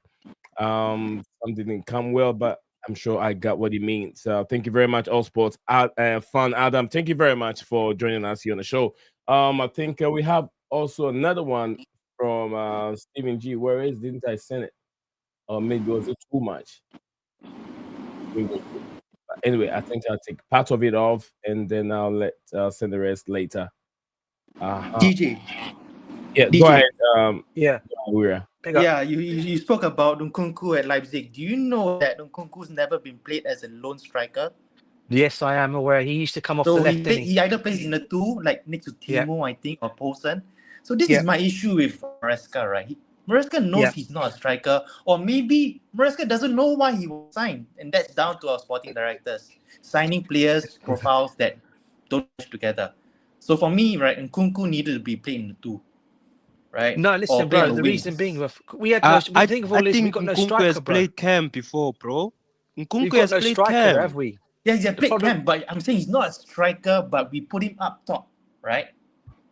When But who would you put up top, bro? and he starts, Who would you put up top then? If not Nkunku, right? And you know Mike Guehi's out, right? He's Who also would you injured. put up top then? Who would you put up top now? No. Of course, right now we are out. I'm saying is while Guiu has been performing in Conference League, comes back to the Prem, he only has 10 minutes off the bench. Guiu must be giving up on his Chelsea career now. That's what I'm saying. Guiu's a 9. Guiu is not a winger. I used to think Guiu's a winger, right? Came in and I read up on him. He's a 9. He's an academy striker. Proper 9. For Barcelona at 9, right? And I'm seeing Jackson, right? Who to me is a left winger, right? So I'm seeing Guiu 10 minutes. I'm thinking when we signed Nkunku and Guiu, and when we signed Nkunku and Guiu, I said, yeah, Nkunku is surplus once we had Jackson. Yeah. Jackson's a left wing for me. Right wing Neto, and we signed Sancho, maybe left wing. But yeah, Nkunku was just additional. But we need a plan B to fit Nkunku in. Okay. Another question for you, bro. Another question for you. Would you ever let David Washington leave to go to Santos or giving this kid a chance? I would have given Fofana a chance. That's true, Fofana No, a chance. Fofana, he's injured, bro. Fofana's injured. I mean, back then, Fofana. But what about Washington? Yeah, Washington, no. No. Now he's a Brazil right now. Well, no, I'm saying he won't now. But would you ever let him go? Bear in mind our problems are. Well, my question is without I would have problems that we loaned have him got up up to top. a English club. What we are doing is I don't think he has that improved. Even playing with the development team, he hasn't that improved. Okay. Yeah. And just one more question for you guys. Would you now, at this moment in time, bear in mind our situation is the way it is. There's a free agent out there called Diego Costa. Would you try and bring this guy back to your football club at least to help us out till the end of the season? Bring Morata back. Who? A goalkeeper, DJ? No. Diego Costa, the striker. Oh, the striker. Yeah, I think he's Diego Costa. Right now. He's available. 36 years old, Diego Costa. Let's not forget how old Giroud was when we signed him. Right? I would take Giroud back. Giroud from MLS. No, but he's not free. He's not free. Being signed under a different regime. Who don't care about the age? About the age structure. That's the big difference. I know at that time, if Roman regime is still here, they'll go in for emergency fix right now, which I don't think that they'll care about bringing in Diego Costa or maybe. He would have been ideal, though. It would have been ideal. Yeah, definitely will be. But now it's very difficult to even try and consider these two stooges advising the Egbali to go and bring in an emergency fix right now. Costa would come. We can do something with Pogba. I even said we can do something with Pogba in our midfield, but no one wants to, that's not a bad shout either. Yeah, he's there.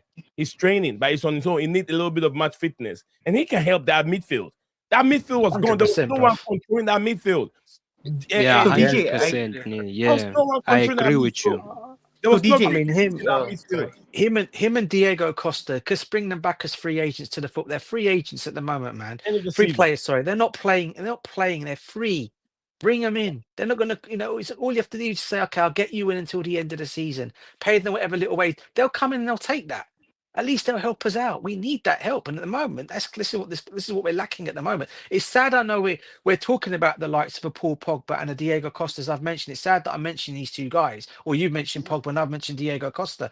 The only reason why I mentioned Diego Costa, and I just want to let everyone know in the chat as well, is because we all know what this guy done. I know he wasn't that age he is now, but we all know what Diego Costa can do.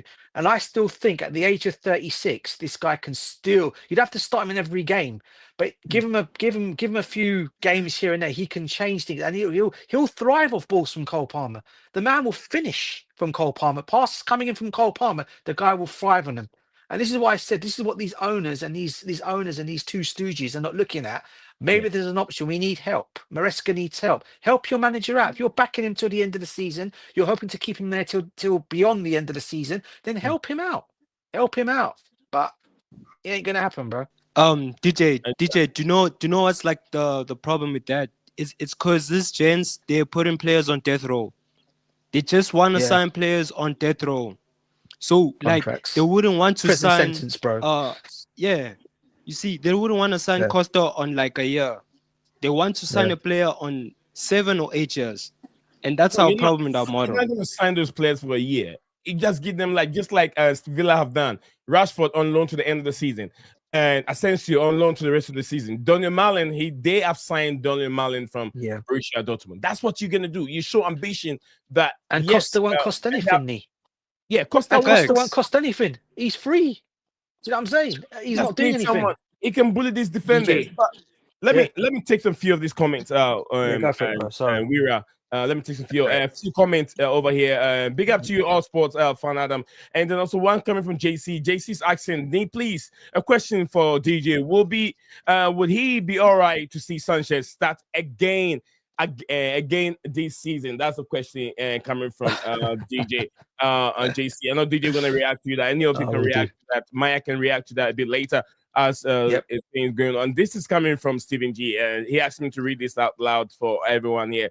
He says, and he reads, "These results will get more people going to protest. I think because of we have more experience, we can manage the game. When it gets hard," Enzo Maresca said the other day, he said that the other day, we need to learn how to manage 1-0 leads. Then it continues over here. It says 1-0 leads, right? But if we sign more experienced players, that would help. That will help help that too. People will see it and they will come to protest to try to force change. So with these results, it will just spike things up for people to go and help that protest. So maybe if we're going to see 1,000, we're going to end up seeing 6,000 or 10,000. Hopefully the numbers multiplies in a bigger one that we all want to see. One more from JC says, yes, the protest will be bigger. It says, the protest will be much more bigger because of these results. More coming from JC. So guys, forget Costa is enjoying was that? Is it Capriana? Capriana. Now let's leave him alone. Relax. Let him relax. Also more one from my friend. Did I jump? Damn, I jumped that bad. All right. I jumped very high. Says no DJ, no way Costa is overweight, probably by now enjoying barbecues and carnivals in Brazil. Pogba, I would consider. DJ said this is a Pogba he will consider. All sports fun. Adams, big up to you. Oh my God, who's that? I mean, if you do all that, you'll be. Oh my days! Push the wrong button. Guys, don't forget to subscribe to BlueClouds Media channel. We are still live here. The best way you can help us over here is to just do this. To win this G Fuel. Yeah. The only way you can help us here all you have to do to be entered to win is like, comment, subscribe, sell your soul to the devil. Give me your left foot's big toe. Favorites, send the video to 10 people. Share it on Facebook. All right, give your soul to the devil, subscribe and everything. That's Mr. Beast talking over there. All right, so my man here says, whilst Maresca would just play and would just play Sanchez and go easy in a winning trophy used to be the aim. Absolutely right, brother. You are really spot on. We could even have signed William, but he's resigned for Fulham at this moment, which is true. William will help in that left hand side. We don't know what Jadon Sancho. I know it's a useless, player. I know. He had a few random form with Chelsea, but we all know that his numbers are never great. His numbers have never been like go to a season, have 15 goals a season or 10 goals a season or that. None of that stuff. None of that stuff. Since all sports say, you must be under 21. You must be under 21 to sign for us, unless clearly have a special obsession with you or wish to spend 100 million. Then likes like Moses Casidio and the rest. All right, more from Gunaman, guys. Forget Costa. He is. I think that's what I read earlier on. Mas in the building says, is it dancing or Duncan? Dancing, balling, sexing old Costa. Sexing old DJ dancing. Yeah. All right. So one more from hold on, we're in a second, please. Honestly, I should like Phil Mitchell. Sound like Phil Mitchell from EastEnders. And I'll probably swear. So I'll just type LOL. It's okay. If you want to join us here, just join us. Just keep it. Big up to All Star. Get a swear out a little bit. Join us here. Nehemiah, where have you been, Nehemiah? Nehemiah said, what's he saying here? It says Neto tried as a striker today. He was brilliant, bro. He was Neto today. He was a spark today, I'd say. All right, so I'm now going to leave the microphone to my panelists to have a few of the conversations. So William was fat at Arsenal, and then he came back from Brazil and in shape for Fulham. Josh, all right. What are you guys doing, Gunaman? Mas, what are you guys doing with Jorginho right now? I heard you guys can let it go in the summer. I'd love to have him back to control that back, that defensive problem that we have right now. He signed a pre-agreement, didn't he? With who is it? Is it Corinthians? I can't remember. Is it some club in Brazil? He's going back to Brazil. Yeah. But anyway, Wira, you're about to say something. So I was thinking, right? So you talk about bringing Diego Costa, right? So wouldn't you say, right, like Dovbyk? Look at the strikers that carry the profile of Diego Costa. I would say Dovbyk. I would say I even had eyes on the lab because I could see physical, leading from the front, or the kind of striker, right? So when we brought in Guiu, I knew he was a 9. I said Guiu. Yeah. We let past strikers. We all are past strikers. Drogba, Costa, right? And now we're bringing in Guiu, and then I feel like this is a project. This is a 5-year project. So I think like we turned down Samu Amorodian. He's another one that could have fit the mold of Diego Costa, right? So I don't think we'll sign leaders in attack. We're just going to sign, like a bunch of kindergarteners. Like we just want harmony, squad harmony. We don't care about ruthless elite level players, right? Yeah. So like when we let Silva go. And then followed by Chalobah, right? So we let Chalobah go. We let Silva and Chalobah go, right? Silva first. Replacement of Silva, right, was expected to be Fofana. For me, that's a joke. For me, that is. It is. And I totally listen, but I said it already. And look, I mean, for me, it's funny you mentioned Chalobah there, because I thought the way he was treated by the club when he left was disgraceful. Yeah. Exactly. Absolutely disgusting behaviour that was by the football club, and the worst thing of all is he had his shirt taken away from him. I don't know if anyone knows that shirt number when he was at Chelsea. What that represents, shirt number. Yeah, it's more or less his mother's anniversary, the death of his mother's anniversary. That's why he had that shirt, and for him to have that getting taken away from him, on top of all that, and then treated by the club like he was, and then what they go and do is they go and bring him back. Okay, they go and bring him back afterwards. And I mean, the guy come because he loves Chelsea. He bleeds blue. He came back to Chelsea, regardless of all that crap. And this is what people have got to remember with Chalobah. People may not rate him as a defender because they think he's not up there. And only you've had your little convos about him. You know, is he the right one? Listen. At the end of the day, right? I was glad to see him come back than us going and wasting money out there on any old defender. At least you've got someone out there who's learning, who's knows the club well. He was excellent as a centre back alongside the one of the best in Thiago Silva when he was at the football club last season. He learnt from him, okay, and bringing him back was a good idea. And then today we've seen now the guy's gone down injured, so he's another one who's going to be out. So I don't know how long for. Yeah, we let Chalobah go, right? Who never wanted to go to Palace, and we persisted with Colwill, who's been flirting with Liverpool in the past few seasons. I don't know which seasons, right?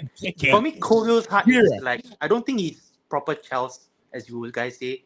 Chalobah is proper Chelsea for me. Like Chalobah grew, developed better. You know, he playing next to Silva improved Chalobah, right? Now look at who he's got right now. For me, Chalobah is not the Silva replacement, but I'm saying he's a sidekick to someone like a Silva, and we don't have a Silva next to him right now. My question to you again, where it'll be this, bro, right? Yeah, is another one. We don't seem to have these players they don't seem to be working at Chelsea Football Club. We all know when they go elsewhere, they ball out. And I can tell you this right now, as much as people want to criticize Levi Colwill, I get he's made mistakes. My man lands to Liverpool, and a man's going. We just know the guy's going to improve instantly. He goes to Liverpool. He's got a good coach. He's got Van Dijk to learn from. I don't think Van Dijk's going to go anywhere. So he'll probably be the replacement for Van Dijk if he was to ever go Liverpool. And I know a lot of Liverpool fans love Colwill. They do like him. I know that for a fact. In fact, I know two main Liverpool fans that like him that are they've got their own platforms. I know who they are. They want him. They liked him. Okay. And I tell you what, if he goes to Liverpool, the guy improves there. At Chelsea, at this moment in time, I think the reason why things are the way for him is like Jason Kunde said the other day on the radio, he's learning on the job. But the problem with him is he's got no experienced defenders to learn alongside. He had Thiago Silva with him for that one season and in and out of the team as he was being last season, right? We got rid of Thiago Silva. For me, we should have kept Thiago Silva at least for another season to nurture these young defenders, to learn from him, yeah? But these guys decided to get rid of him. As far as they were concerned, they were ready to step into the limelight, get rid of Thiago Silva. Well, now we all can see that they haven't learnt nothing because they're clearly conceding goals left, right and centre now. This is why I can't keep knocking out centre-backs for that reason. And when you have no experience in the team, I think we've said it's millions of times on this channel, right? When you have no leaders, you have no experience, right? And you're asking youngsters to take up that mental piece of being a leader. It's just not going to work. It ain't going to work. It's just not going to work. You need to have that experience around them. And this is why I said it already. This is why this ownership, these directors have got a lot to answer for because they've gutted out a lot of our experienced players out of this team that could have helped these players, okay, along the lines before letting them all go. And I know some of them wanted to go, but as I said, if you're Chelsea Football Club, you hold on to these. You surely got more hold on these contracts on these players more than the players have. But then we talk about player power. It's been unfortunately, player power has been with Chelsea for many, many years. Even the days of Lampard, Terry, Drogba, Essien, Makelele, Ballack, player power's always been there. Okay, it's all managers always are the ones that suffer the wrath and get kicked out or sacked. Yeah, even though we know the players were probably the players were the better players because of what we had back in the day. Now, you look at the players all around you. You name me one experienced player in this Chelsea sub. If you want to throw Tossin in there, who's 26 years old, he's probably the only one I'd say that is the experienced head in this whole team. You look around you and think, okay, Reece James. Okay, Reece James won the Champions League. He's our captain. But this guy's still 24, 25 years old. He has been injured for most of his career with Chelsea. He comes back, he gets injured. He's come back, he wants to be a leader. Yes, I think he's going to be an excellent captain for Chelsea for the future. But at this moment in time, he's got no one around him else to say, who else can they turn to? They got rid of Ben Chilwell, another one who was experienced there, got rid of him. A Cucurella you could probably throw in there maybe as leadership material. I don't know because he's been there now long enough now. Okay, but who else do you look around and say is actually leadership material in this Chelsea setup? I can't think of a single player. There hasn't been any. And if you look at the past when John Terry was growing up to be the top defender, the top legend that we have now. He has experienced defenders. He has the Master Desai Frank looking at Leboeuf. him when it comes in front the back. When it comes in, he's playing alongside these experienced defenders. And these two, we're talking about these two defenders. And Dennis Weiss in the midfield. Marcel Desailly and Leboeuf have won the World Cup. France '98. France '98. And then you got Dennis Weiss. You got Dennis Weiss in that team as well, Nee. Yeah. When John Terry came through. Terry is playing a lot. It got to a point. Then Frank Leboeuf was like, he told I think he took the manager that John Terry is okay. He can do it. He wanted to sit on the bench. Watch John Terry, because they knew that he has got to a point that he has learned enough that he could handle it. That is why he became it. But not now that we have a veteran in our team, that we have young players that's supposed to learn from these players. We rather send him away. Keep him in the team. Let him still learn. Once in a while, you give him game time. Change the contract situation so it will be understandable to him that he's not going to be the Thiago Silva that we have last season. His games will be cut down, but we want him to learn. Give him a different contract that it will be suitable to him. He will understand, so he can transform. He can develop these defenders that we have. Trevor Chalobah, like I said, he's a good defender. He can learn, but this is Chelsea Football Club. We cannot learn on this job. You cannot learn in this job. The pressure will be on you because the football club have set high standard in the past to the extent that any defender, any player that comes in have to be a world beater. If you're not a world beater, then you're not going to be able to play in this Chelsea team. Like I've said also in the previous stream, that none of these defenders that we have now will be able to get into Chelsea's team 5 years ago or even 10 years ago. None of these defenders. But doesn't that again come down at this moment? But doesn't that come down to player recruitment again, Nee? Because you just hit the nail right on the head there, bro. We don't have the experience that they'll be bringing in. All they're doing is relying on young players, and this model's going to continue on. And by the way, I just want to add a couple of things before I let. First of all, I haven't forgotten JC's question regarding Sanchez. Listen, bro. Sanchez and Jurgensen are not the answer. I tell you what, bro, if these guys are going to carry on making mistakes, you know I'd rather have in this goal? I'd rather have Bettinelli put in this goal, mate, ahead of these two at this moment in time. Bettinelli, bruv, yeah, over these two. At least he's got an experienced head. Yeah, he can come into that setup over those two because these two are making so many mistakes. So the answer to your question is, bro, no, I won't go with Sanchez, and I don't trust Jurgensen either. I'd rather have Bettinelli in there, and that is saying something. By me coming out and saying that just shows how desperate it is for us at this moment in time in the goalkeeping situation, right? Because there's no way we're going to bring there's no way we're going to bring Kepa back. There's no way we're going to bring Petrovic back. Yeah. So for me, I'll put Bettinelli in there if that's the case and see what he can do. On the other thing regarding the protest, I just want to make people understand what's going on with the protest here, because I think a lot of people are asking, what are we protesting against on Tuesday, right? It's not about them. Obviously, we're going in there to change the model. Okay, that we're asking them to change the model. We're not going down there to say owners out for the sake of it. What the protest is all coming down to is obviously change the model for one, and the way they are actually running the football club in terms of the vivid seating, which has got to be mentioned in the protest, by the way, which is going to be one thing that's going to be thrown in there against the ownership. There's going to be other things happening in there, such as the direction of the football club, where it is going at this moment in time. So when people think it's just about, oh, you're making protests and making noise for no reason, yeah, because Chelsea have been doing crap in the last couple of games and the last whatever it might be.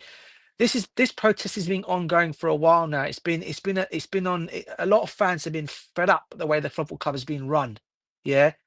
Fed up. It's been like this for a while since these guys have come into the football club. It's the way they've gone about their business. I think what's peed off a lot of fans and why people are not looking more into this is when you're hearing your ownership coming in and speaking on programs such as Egbali coming in and saying that the model is all about business and making money more than winning on the pitch. That made fans a lot, because what we were hoping there'll be a balance of the two. But if you actually hear the video that he actually done, there was no talk about winning on the pitch. It was all about the business, the model. Yeah, of what we want to do as a football club. He even used Paul Milan as an example in there, which was a disgrace in itself. Milan, AC Milan, yeah, a historical Italian club that have got a lot in their history, and he had the nerve to even mention them in this. And then Brighton, we want to copy the way of Brighton, where you don't have to go and spend lots of money in the transfer market, and then you look at what they've gone and done. You know what they've won in the game. I mean, what the hell have Brighton won in the game, man? They've won jack in the game, with all due respect to the football club, right? Okay, so they want to make us Brighton #2 of London, and this is what the football club do not want. The fans do not want that, and that is why the protest is the direction of the football club. Nothing to do with the thoughts. Nothing to do. Okay, the results on the pitch is not helping. That plays a small part in it, yes, but it's the direction of where the football club is going on there, and they're treating this football club at this moment in time as a business more than wanting to go and win, and that is what's peed off a lot of fans.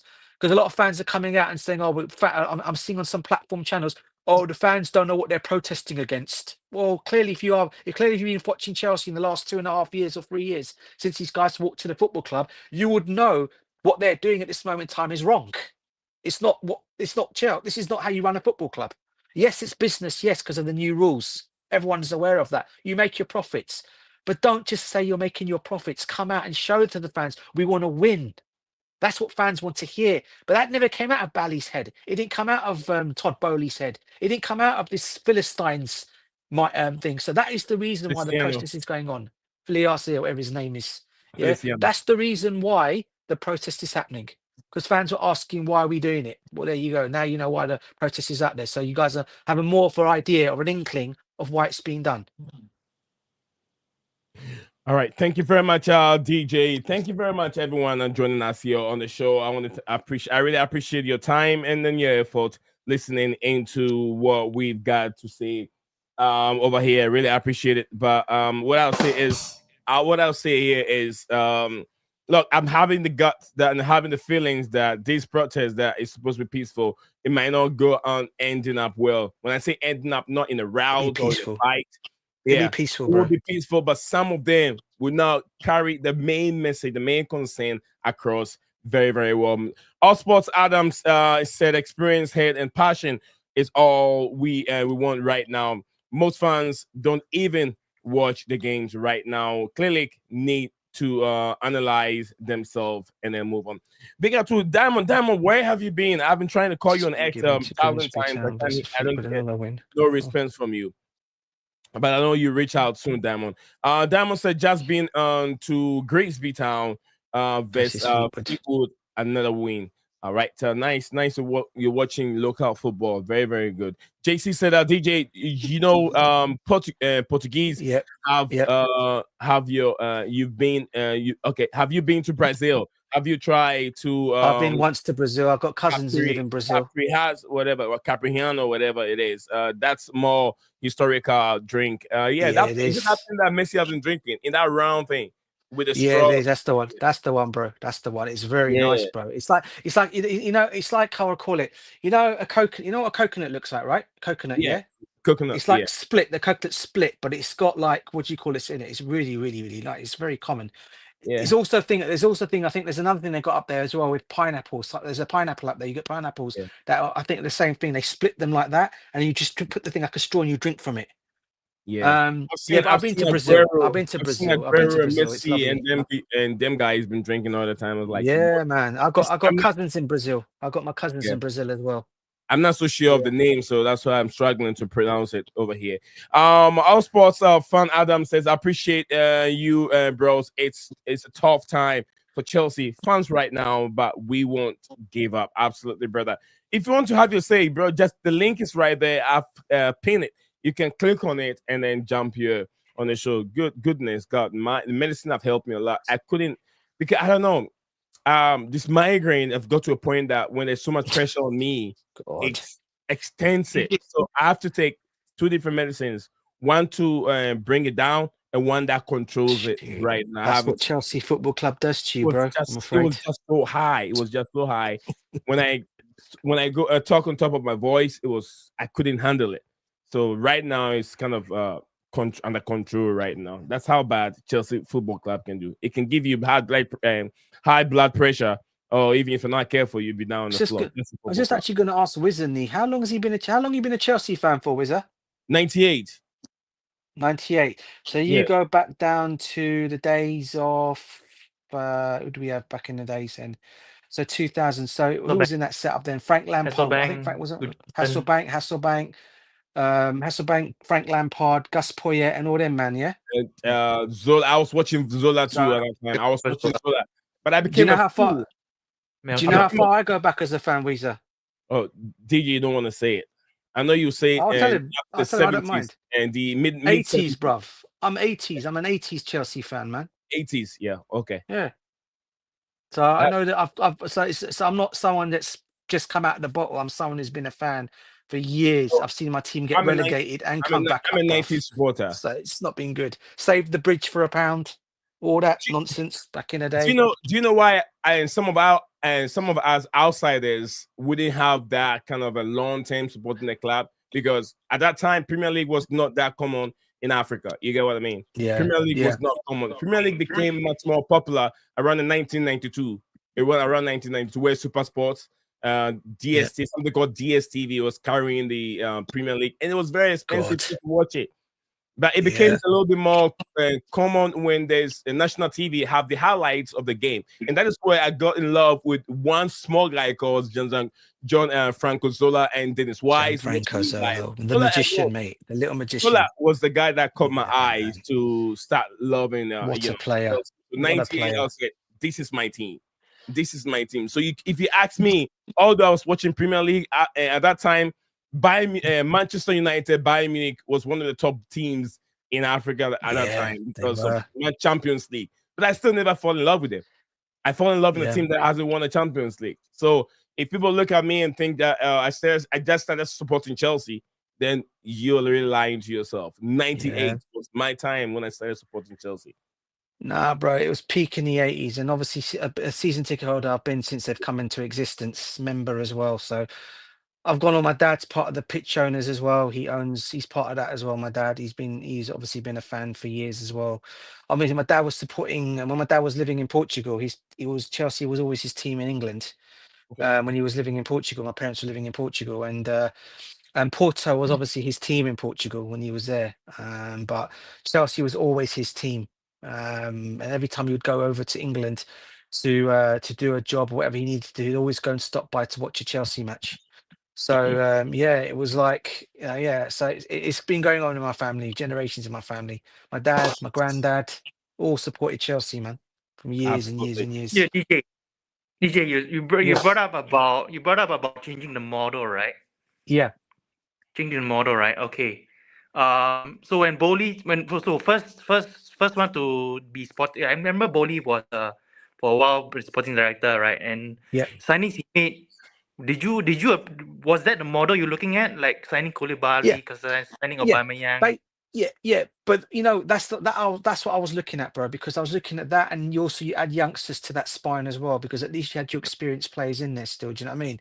Whereas now it's all about, now that he's given all the footballing decisions now to Barley, he's gone down this stupid other avenue of signing young, selling for the future. That's how he looks at his new model now. Whereas if I don't doubt in a state, this is why I don't have too much hate towards Bowley, right? Apart from this vivid seat things that he's gone and done, all right, which has annoyed a lot of Chelsea fans. I had a little bit of hoping him having bit more control of the football club, because of him owning two sport franchises in America, so he would know how to run the franchise here with football. Just Bucks and Lakers, Dodgers or what? Yeah, two strengths. Yeah. Yeah, and he obviously sacking of Thomas Tuchel, I think, annoyed a lot of Chelsea fans, and I think since then apparently, big up to Stephen who comes in here. He said apparently they've sorted out their differences now. They've sorted that all out now. Apparently they're talking to one another again. That is Bowley and Thomas Tuchel, which is good, but it still doesn't take away the fact that we hired a complete inexperienced manager in Graham Potter, bought him on a 5-year contract, and that was a complete disaster. And then you think you would learn from that? Sack him, bring in Poch, gets 2 years. I thought he'd done the best out of all the managers that we've had. Apart from Tuchel, he's done the best out of the three that we've had so far, because he got us to. Even I do want Poch as our manager because of his Tottenham connections. He still did. We can't take away from the fact that he got us into 6th position, and he was the only manager, I have to say, that actually spoke against his ownership, and he was sacked for that reason, because he spoke against them, because he said, I want a bit more control of the transfers. And well, we all know the story after that. Then you raise another point saying that our Ekbali Clear Lake, right? Their business, they're running a club like a business, right? So what I feel about this protest, right? This protest takes place 2 hours before the Southampton game. Yes. Right. Yeah. So the protest, let's say the protest goes on, right?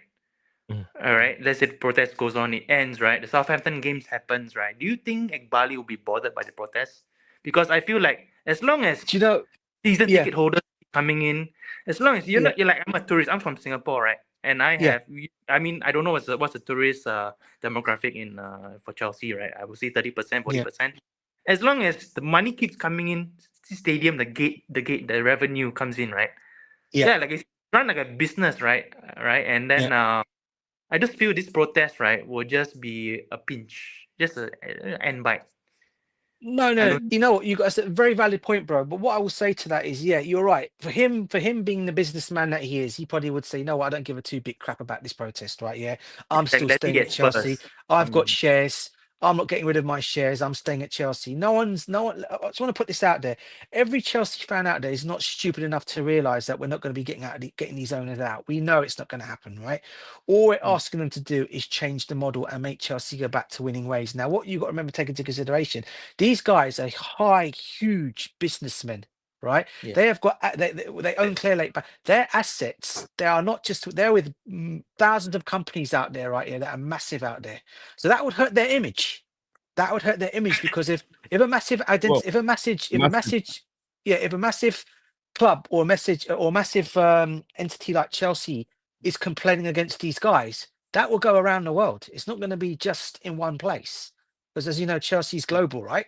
It'll Yeah. go around the world, and it will hurt their image. It will tarnish their image, and they'll have to do something. And for me, all we're hoping for is they will be able to do something. We know they're not going to get out because every Chelsea fan has said no, that's Yeah. not going to happen. We don't want them to get out. All we're basically saying to them to do is change the model. But if they can't change the model and they're going to continue going down this avenue, then I say get out of our football club, leave. Chelsea's not the club for you. Go to Brighton. That's the club you want to. That's the club you want to be. That is the club you want to become. So that's the kind of club you want to become. Go and be owners of Brighton, not Chelsea. Chelsea's about a team of winning. We win trophies. We're a historic club. We win. Yeah, that's all we ever do is we win. We win. We Yeah, win. I raised the point. I raised the point because like Spurs when they sacked Poch, right? They Yeah, went through another three managers, Nuno. So for me, right, it's just like what I feel what we're doing with this protest is like Spurs fans going on a protest saying, leave Daniel Levy, yeah, Daniel Levy, just please change the model as in stick to one manager, back the manager, stop chopping and changing the managers, and yeah, treat us like a serious club. Because I feel yeah. like it's the same. What's gonna happen is Spurs is gonna happen with us right now. We're just gonna be happy. Like we are praising Brighton. It's like most time we're praising Spurs for achieving Europe while on a budget, right? Oh, Oh, Brighton, we man. don't win trophies. I don't think trophies are Oh, on the agenda. So for me it's just yeah. You need to get them to leave for them to change. Nah, yeah. As long as like I said, revenue. but they've got to meet. They've got to meet halfway, though, bro, don't they? I mean, if they really care enough about what the fans say, and they don't want to tarnish their image. At least change your model. Buy experienced players. And if you noticed of late, I don't know if you guys have been looking in the reading. Yeah, you can call it all PR crap. But of late, I've been seeing the big names of Bucharest now being linked again, Osimhen being linked again. You've seen you've seen obviously Kobel, the Borussia Dortmund goalkeeper being linked to Chelsea as well. All these links now coming to experienced players now coming to Chelsea. Maybe that is doing something. Maybe it is all PR. I don't know. If it is PR, we obviously we're gonna. I said it always when they know something hard is going to happen to them, yeah, we're going to be linked with a top player. And I think maybe they're starting to realize now, yeah, that this is the situation. So for me, look, it needs to be sorted out and they need to listen to the fans because the fans do pay the money. They go and watch, they buy the merchandising. The last thing they want to end up doing is having players, and I don't think fans would ever do this to hurt Tyson anymore. But if fans start boycotting matches and not turn up to games, Yeah.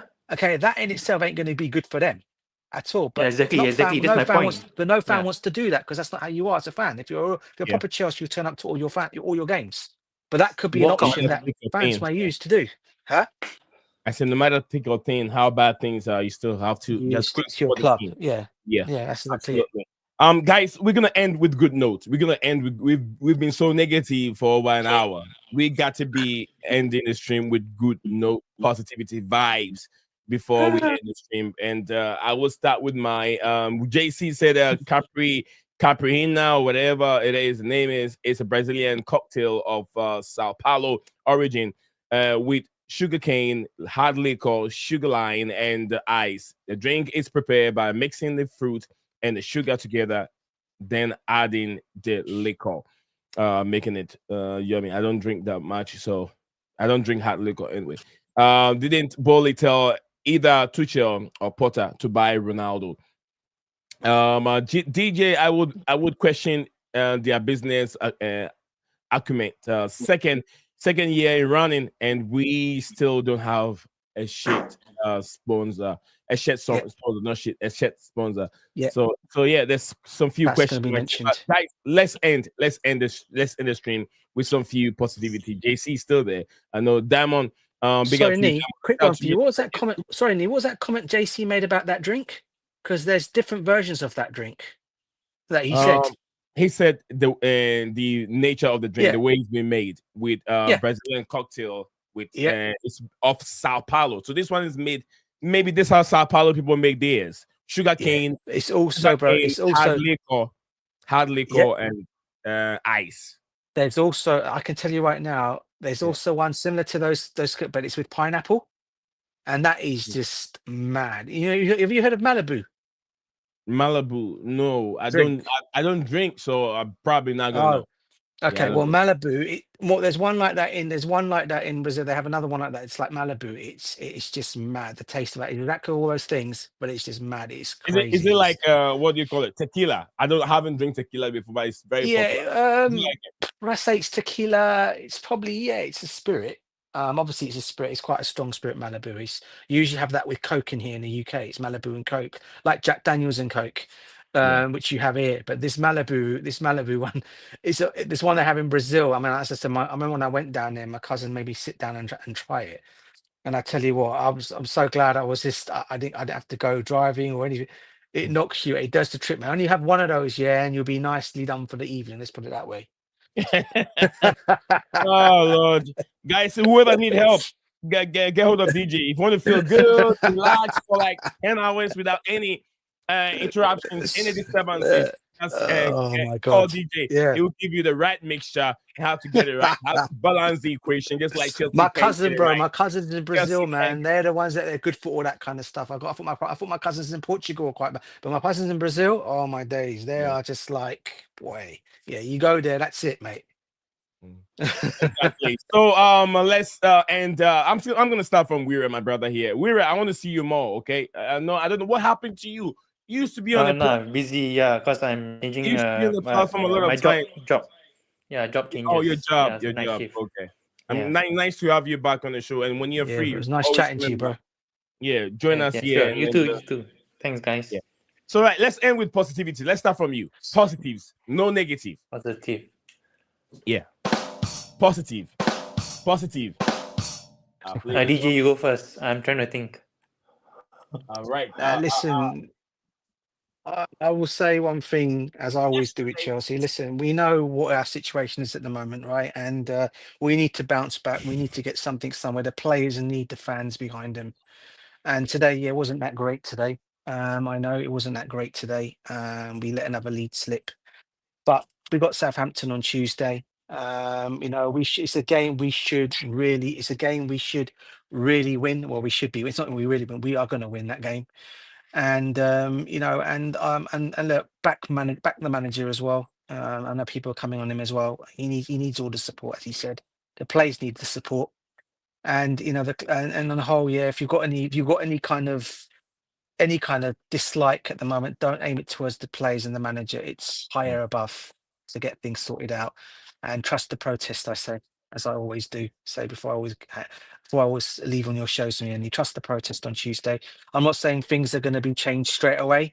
We hope some things will work. Like you said, the sponsor will be mentioned from JC in the comments, I'm sure, and also the obviously hope the model will be changed as well. But big up to everyone. Yeah. All right. Let's go to Weira. And your positive. I mean, today's game showed that Maresca wants, tried to change things up. So yeah, maybe it's not all on Maresca. So hopefully, yeah, right now we're a bad run of form. For me, yeah, I'm not. It's a constructive thing. It's just that like I feel the protest came at the wrong time. Should happen like in December, before the window. But yeah, hopefully the protest will have a positive impact on the summer transfer window. For me, yeah, right now I'm leaning towards nah, I don't think so. I just can't think of positive with these owners, with Egbali. Oh, man. Did you like the style? I mean, switching to back three. Did you like it today?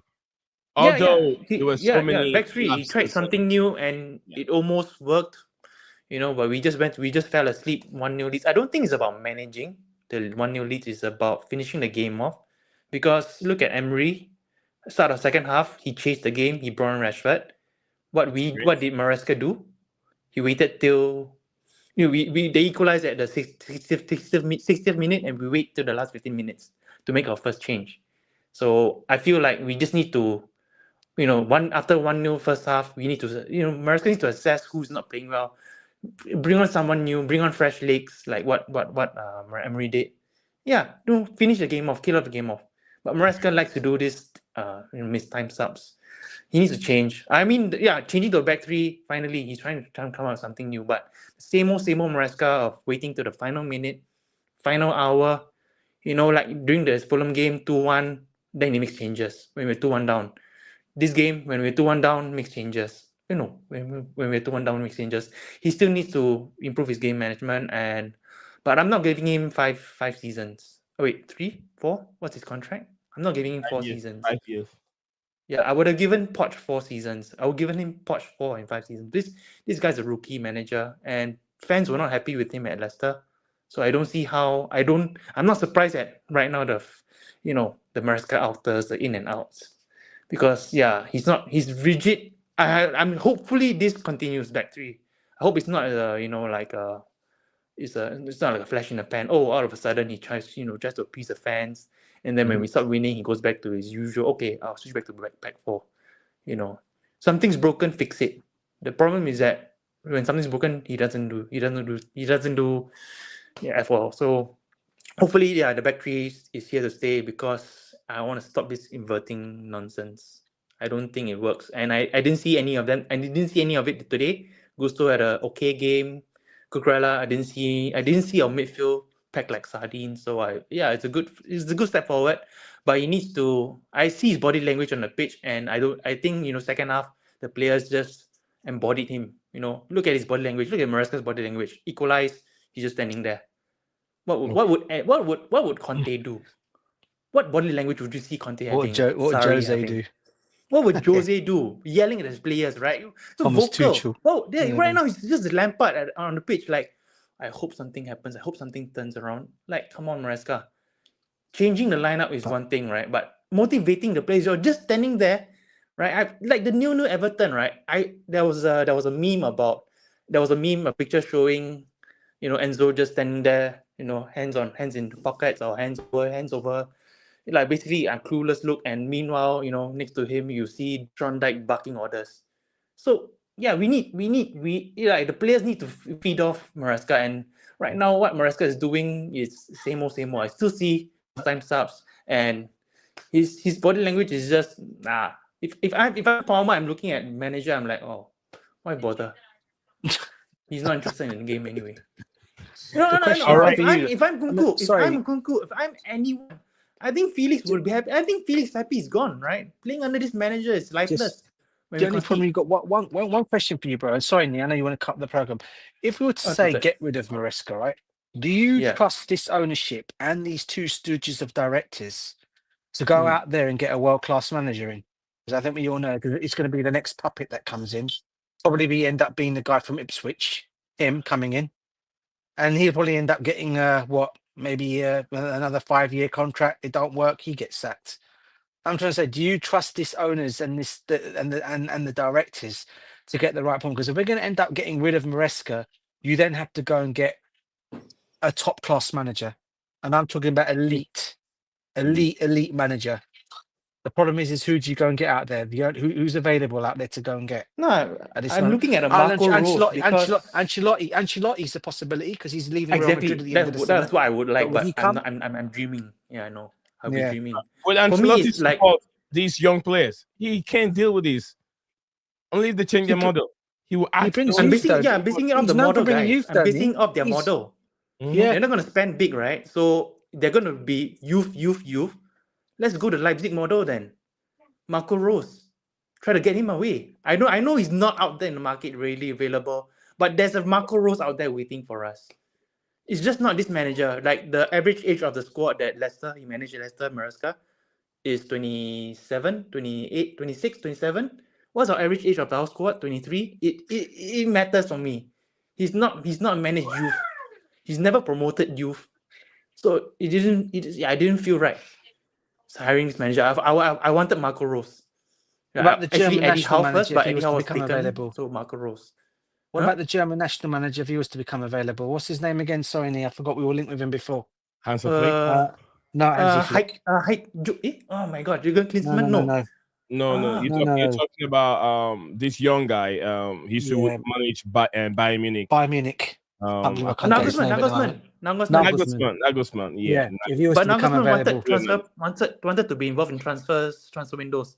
That's How why about he didn't have Xavi? any say in transfers. He said no. I'm How not about having Xavi? that. How about Xavi? Zinedine Zidane. Sure.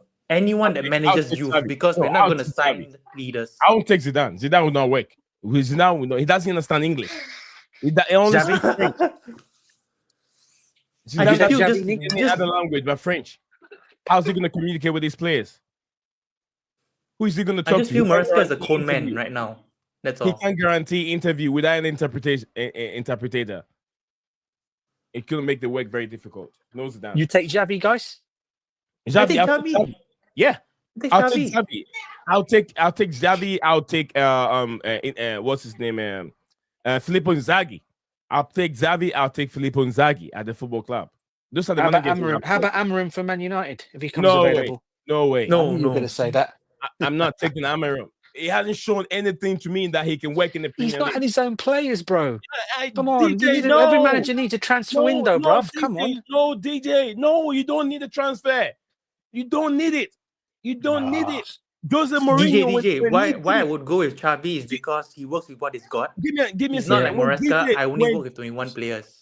Give me a second. When Jose Mourinho did it with FC Porto, he did it in the Champions League, won it. He had his move to Chelsea. Premier League, what did he do? He announced his presence the first season. Although he made signings.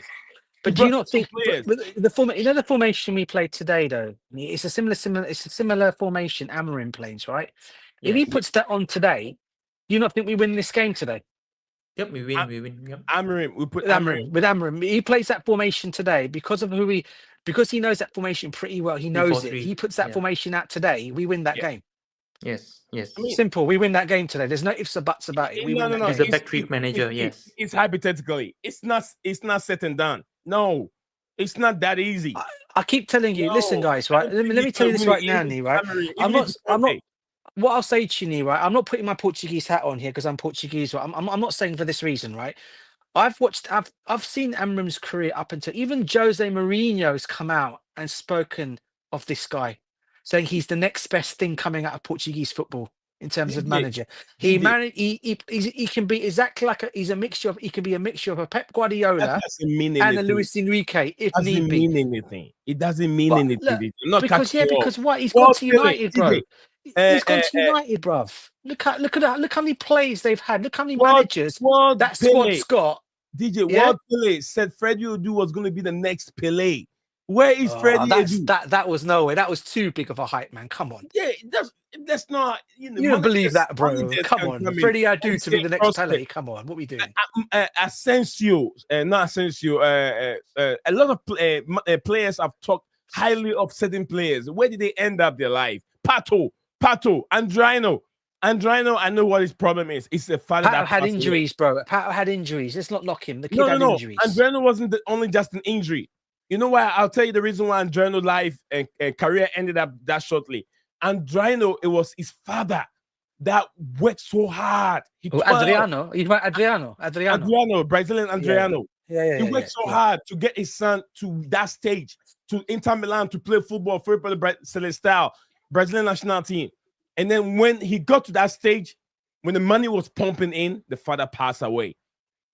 He said, why am I working? I listened to the translation and everything. He said, I asked myself, why am I playing football? I only play football for my dad and repaying him back. He's not here to enjoy my success. He just invested all his money into drink alcohol. Yeah, I mean, look, he was hurt at the time, bro. I mean, don't get me wrong. It's one of the, unfortunately, it's one of the things you can't, what do you call it on that one, bro? Because when you lose someone, especially if it's one of your parents, right? It can affect people in different ways, mate. No, I'm saying that was why I can't knock him for that. That's why I can't knock him for that. It wasn't a prospect. No. I'm not saying because of that he couldn't live up to expectation. I'm saying because of his situation is different. But Pato, look at Pato. Injuries. Injuries. Oh, that's what I'm saying. That they make so much, they hype you, and then you end up dead. You get what I'm saying? Sometimes you gotta be very careful on how we hype. No, but he did. But to be fair to Pato, he did do well in the beginning, bro. To be fair, when he first came to Milan, he was doing well, and then all of a sudden he got that bad injury and he dropped off form. We all know that. And when Chelsea got him, injury. Another one, injury again. I reckon he would have been a class player. Again, injuries do. Unfortunately, is what happens to players, bro. All these players that we hype up, that we think they're going to be the next big thing. Yeah, they are. They're probably there's a thing for them. There are, but unfortunately, if injuries occur on them, there's nothing they could do about it. The only one I cannot, the only one I'd put in, the only one I'll say didn't live up to expectations, and I had so much high hopes for this kid, was Mr. Romelu Lukaku. Because he idolized his game on Didier Drogba. Came to Chelsea, was nothing like that. He was nowhere near Drogba. Drogba number 2, they were calling him. Was nowhere near those levels of a Didier Drogba. He had hardly no bad injuries on him when he first came to Chelsea. Yeah, he got into the game. I mean, he stayed too early. I mean, to be fair, he was loaned out too early. First thing I think by Jose, who let him go out. Had he stayed on at Chelsea, we don't know what kind of player he would have turned out for, because he'd have had Didier Drogba, his mentor or his idol he idolized as a kid, to learn from. But unfortunately, they let him go. Had he stayed on at Chelsea and learned from the big man himself, Drogba, who knows what kind of a player he would have turned out to be. And now he's starting to show that now. Yeah, he's now starting to show that now. Now, even though, because obviously he can't do it at Prem level, but he's now going back to that form with Napoli. Now he did it with Inter Milan, but never found that form with Chelsea. United, he had a pretty good season with United, but at Chelsea you can never replicate that at Chelsea. So sometimes it works for certain players, sometimes it doesn't work. But in terms of Amrin, the manager, I think this guy's got a lot going for him, and I just think he's gone to United at the wrong time. He was going to a club that was full of turmoil. Joined a club that's had like 3 or 4 managers that have got players from 3 or 4 managers that have been running that football club, right? Yeah. Okay, and he's not had a chance to buy his own players to learn from. At least at Sporting, he didn't always have the chance to buy, but what he did have is he did improve on players. The players that were coming in or coming through the youth ranks in Sporting Lisbon, he made him a team. But at United, he's got that chance to go that little step up, and you need to have that kind of money sometimes in the game to spend to make yourself show good. And I'm not saying that's always the answer, but he is for me a good coach. He's just gone to United at the wrong time, bro. You need to show the fans and the owners some light that I can do better. I can be the guy by getting some win in there, because there's too much loss. I personally think the players are not playing for him, bro. I'll be honest with you. I can I ask something first? They are. Let's try and wrap up. Sorry. DJ, would you say right now Amorim is having the same season, the same issues as Potter when we signed Potter? Yeah, I'd say that. I'd say that. Thank you. Definitely say that. I definitely would say that, because and let's be real here. Some of the players were not playing for Potter either. Let's be real here, because I think some of them didn't value him, right? Yeah, therefore, what kind of a manager? This is Chelsea Football Club here, yeah. What kind of a manager you guys hiring here? United have done, but with Amorim, it's different. He's got players there that are from 4 or 5 managers that have from Ferguson Day squad, Solskjaer Day squad. What's the other guy's name? The ex Everton, the guy who's at Everton now, Moyes' squad. And then you got Ten Oh, Hag's number there's no there. more. Moises, Luis No. Van Gaal, Hold on. Van Gaal. No. There's no more squad in this team. There's no more squad over there. Vanguard. Well, there's Van Vanguard. Gaal, Well, Van Gaal onwards, Van Gaal onwards. It will be Van Van Gaal Gaal. onwards, There's no bruv. more squad in that team. All the more No squad, Moyes, no even Moyes. Van Gaal squad are even fading out. I don't think they have any more Van Dijk squad in the Louis Van Gaal squad. When I'm trying to think, when did Bruno? Who did Bruno come under? Bruno Fernandes. Came under Ten Hag. Did he come under Ten Hag, right? Yeah.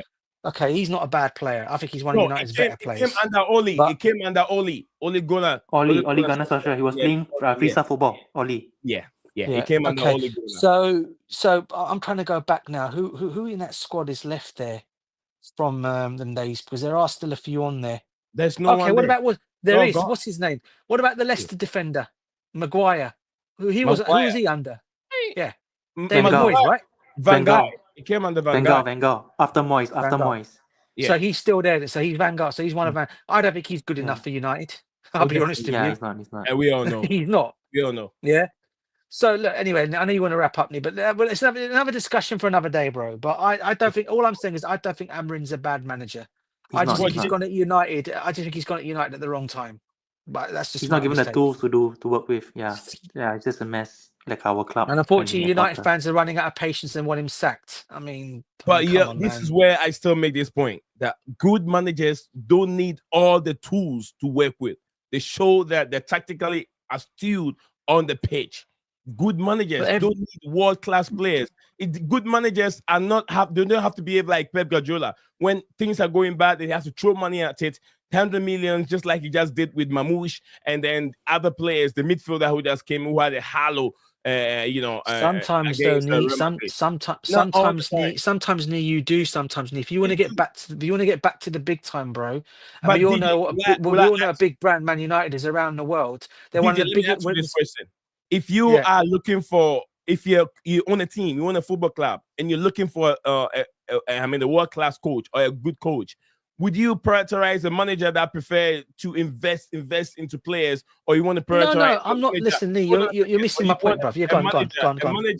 A manager that is tactically good, like what's his name? This guy, Sporting, what's his name again? Bayer Leverkusen's manager, who's just not thinking about bringing the players, but then developing players and then using them on the pitch.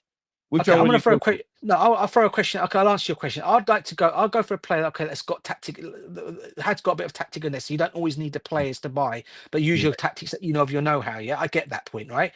But if you look at his formation, he plays Amorim, right? Yeah, he's played that formation with Sporting Lisbon and been successful with it, right? Now you can call the leagues two different leagues, right?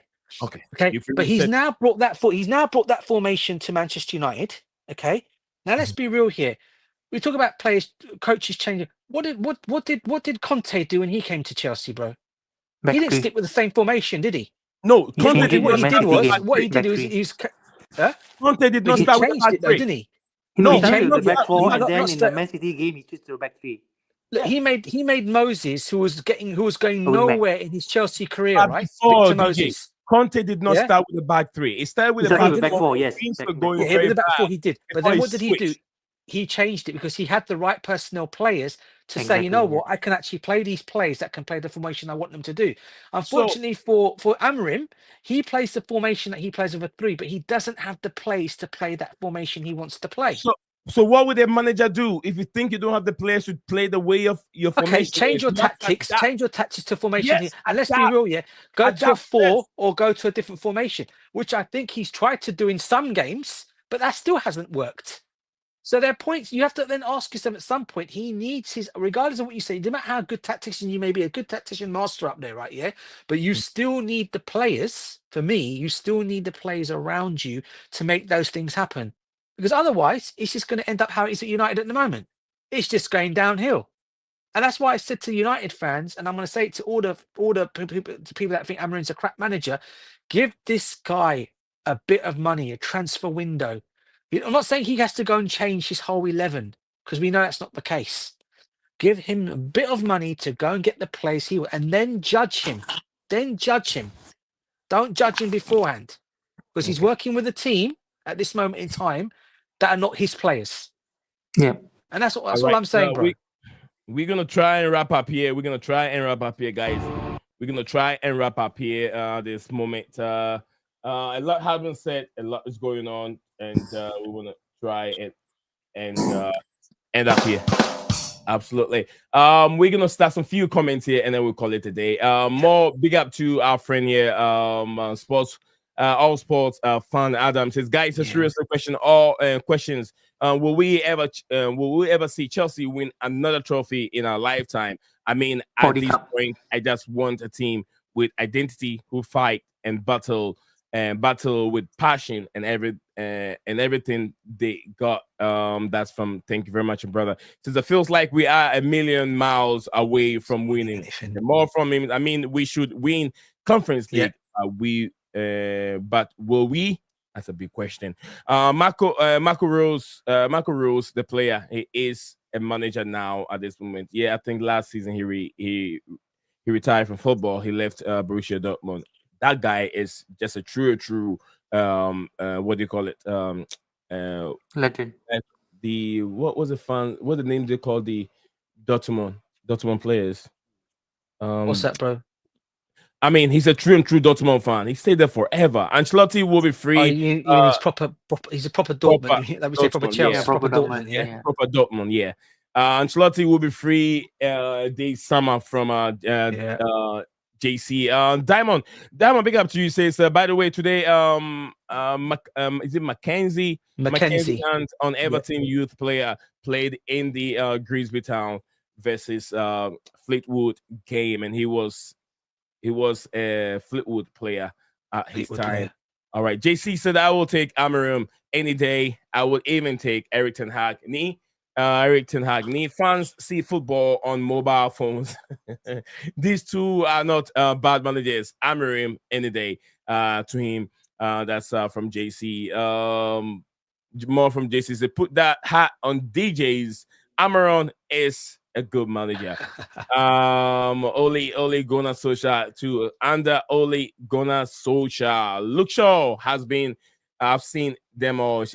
Luke Shaw has seen them all. Yeah, Luke Shaw also. Yeah, it's still there. Luke Shaw. That's right. Thank you, JC, for the memory. David Moyes is a manager that manages the European side. The reason why he came back to Everton is because he had history with them, and he wanted us to be in Europe again. All right, more from him. Diamond said, but his first task is to fix what Dyche couldn't fix. All right. Also, I rate the new the new background. Oh, thank you very much. Thank you very much, Diamond, for Phil Jones. Oh my God, I think Yeah. he's still there. Yeah. He's still there. Yeah, it's not been loaned out or sold. Says what's that one? Also, The United still employ you, Phil United Jones. still employee Phil Jones. No, Phil Jones. I don't think Phil Jones is still there anymore. I've not heard. I've never heard him leave. I Or go haven't heard anywhere. much of him this year, so I don't think he's still there. I think he was done with his contract and they let him go. Oh, is he let go on? Is he a free agent then? Right? Yeah, he left. Okay. He left. Because I haven't heard nothing about Phil Jones all this season. That should tell you. The one that we heard is Casemiro, who has taken a new contract, who intend to stay. He also going to run down his contract, get all the money, and leave. I'll do that. Another one who had a bad injury, didn't he, Phil Jones? What a bad injury he had. Yeah. No, he was just bad. He was just a bad. And he was bad, but he also had an injury as well. You can't knock that as well. He was bad, but he also had an injury as well. To be fair to him, not the same player. All right, guys. This is where we're gonna draw the curtains. DJ and I have DJ Maya Weira. Weira has been very energetic and powerful since yesterday and today. I'm glad to have my Weira back here. Probably he's gonna have Steven back on the show, and they'll be arguing again. Him and Steven don't get along. I hope you come more. I hope you come more on streams. It's great chatting to you, mate. First time. So first time. Yeah. Same here. Yeah. So we'll see how that pan out when later on how things go. He and Steven will argue all day. Let's see later on, guys. I would say little Desperandos, as I always say. Hang on to hope, people. Hang on to hope. We'll be leaving with David. Sue. I'm looking for Sue. I can't find it. Where did I put it? Sue. All right. Sorry, Nee, before you go, my wife just came into the room earlier on and said that she noticed one thing. She goes, no, why is it no one ever gave Dan Petrescu his perks? Because he's been one of Chelsea's best legends, she thinks, that went under the radar. No one gave him his perks though, Dan Petrescu. I think he's been one of our best ever left backs we signed or fullbacks we ever signed. Mm. So what you guys' thoughts are on that? I didn't see him much, DJ. I didn't Didn't see him. you? Oh, That's oh, why. okay. She's saying because obviously because he's Romanian, right? So she's obviously Romanian, so she's wanted to put the perks up for him. So yeah, Right. but he was a I quality agree. player, DJ does the same thing because of his Portuguese. Portuguese are legend. Yeah, the Portuguese are legends. It's I'm always from there. the Baba though. Yaro era, so I'm not sure about this. Baba Yaro. Eusebio, bro, best Oh, ever Babayaro. Portuguese player, followed by Portuguese ever best ever player, Eusebio, then followed by Figo, Serbia. then the man himself, Cristiano Ronaldo. I Can't didn't go know wrong there, Serbia bruv. until Paoletta, I think 2 years ago. Paoletta, I know him very well. yeah. We play very, very well. But Eusebio, I didn't know him. I think it's the OGs, man. Back in the days. My talking about dad's time, one of my dad's favorite 60s, all-time players, 70s, bruv. which I wasn't born at Yeah. that time. So yeah.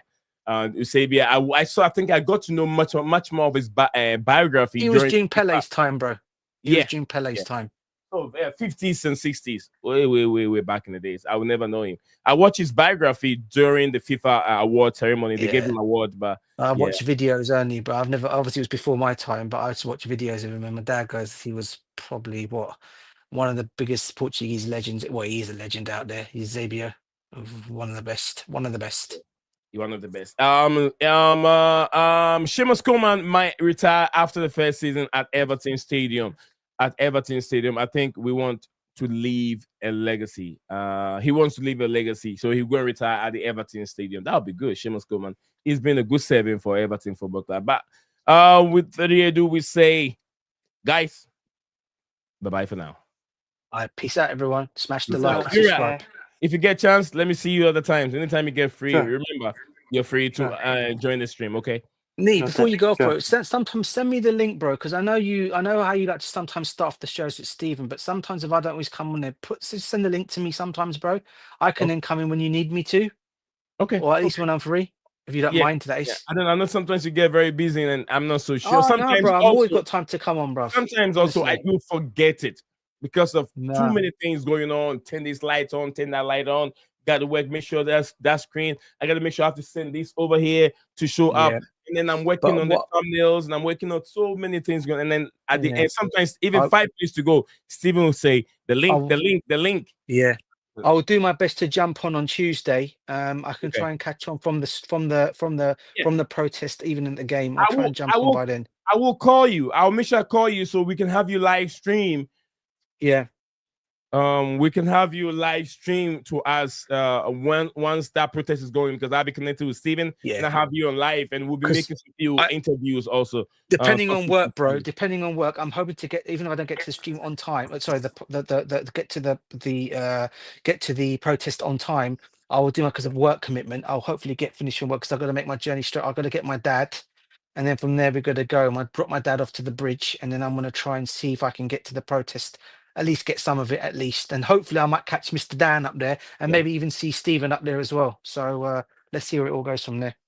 All right. Thank you very much. He says peace out, guys. So thank you for the show, everyone. And hearing you all. Care, see you on the next one. Hopefully, Raska out soon from Adam. Thank you very much, Adam, for being part of the show today. After Chelsea, guys, like the stream before you leave. Please don't forget to do that. My Rich Moneymaker said I'm back and I am still angry with these sporting directors. Rich Moneymaker, please relax. I got a very strong migraine this afternoon because of these loss from this Chelsea team. That should tell you, even though we're not even in London, we are bleeding. We're bleeding badly. We are bleeding. All right, see you guys later. And then he says, is he in the Twitter group? Who are you talking about? Are you talking about Wira? No, Wira is not in the Twitter group, but I'll get him on Twitter so he can get our links when we're going live. Are you still in the Bowley group, Wira? Right, the one with Steven. The Bowley group on Discord. Yeah, are you still on it?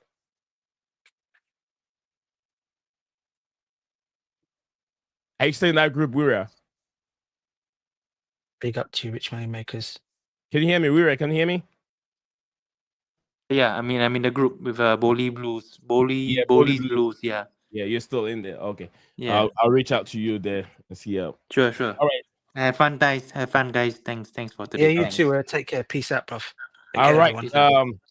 Guys, Smash the enjoy the like and rest of subscribe. absolutely. Enjoy the rest of your evening. I'll say bye-bye for now. Right. Along.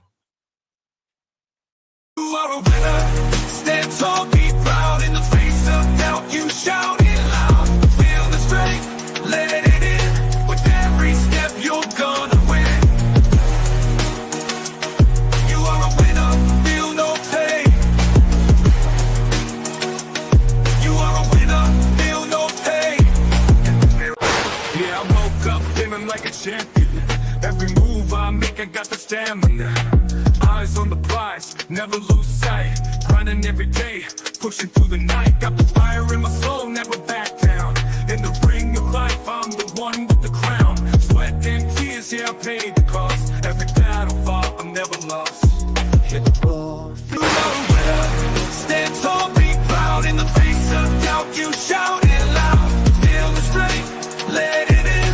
With every step, you're gonna win. Every challenge met, every goal in sight. In the gym, on the grind, it's a warrior's fight. From the bottom to the top, yeah, I've been there. With the heart of a lion, I face the dare. No fear, no limits, just pure drive. In the race of life, I'm alive. With every push, with every strain, I'm a winner, feel the gain. Hit the road, feel the power. In this moment, it's our hour. Rise above, break the chain. You're a winner, feel no pain. You are a winner. Stand tall, be proud. In the face of doubt, you shout it loud. Feel the strength, let it in. With every step, you're gonna win.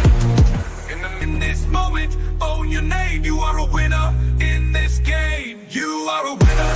Stand tall, be proud. In the face of doubt, you shout it loud. Feel the strength, let it in. With every step, you're gonna win.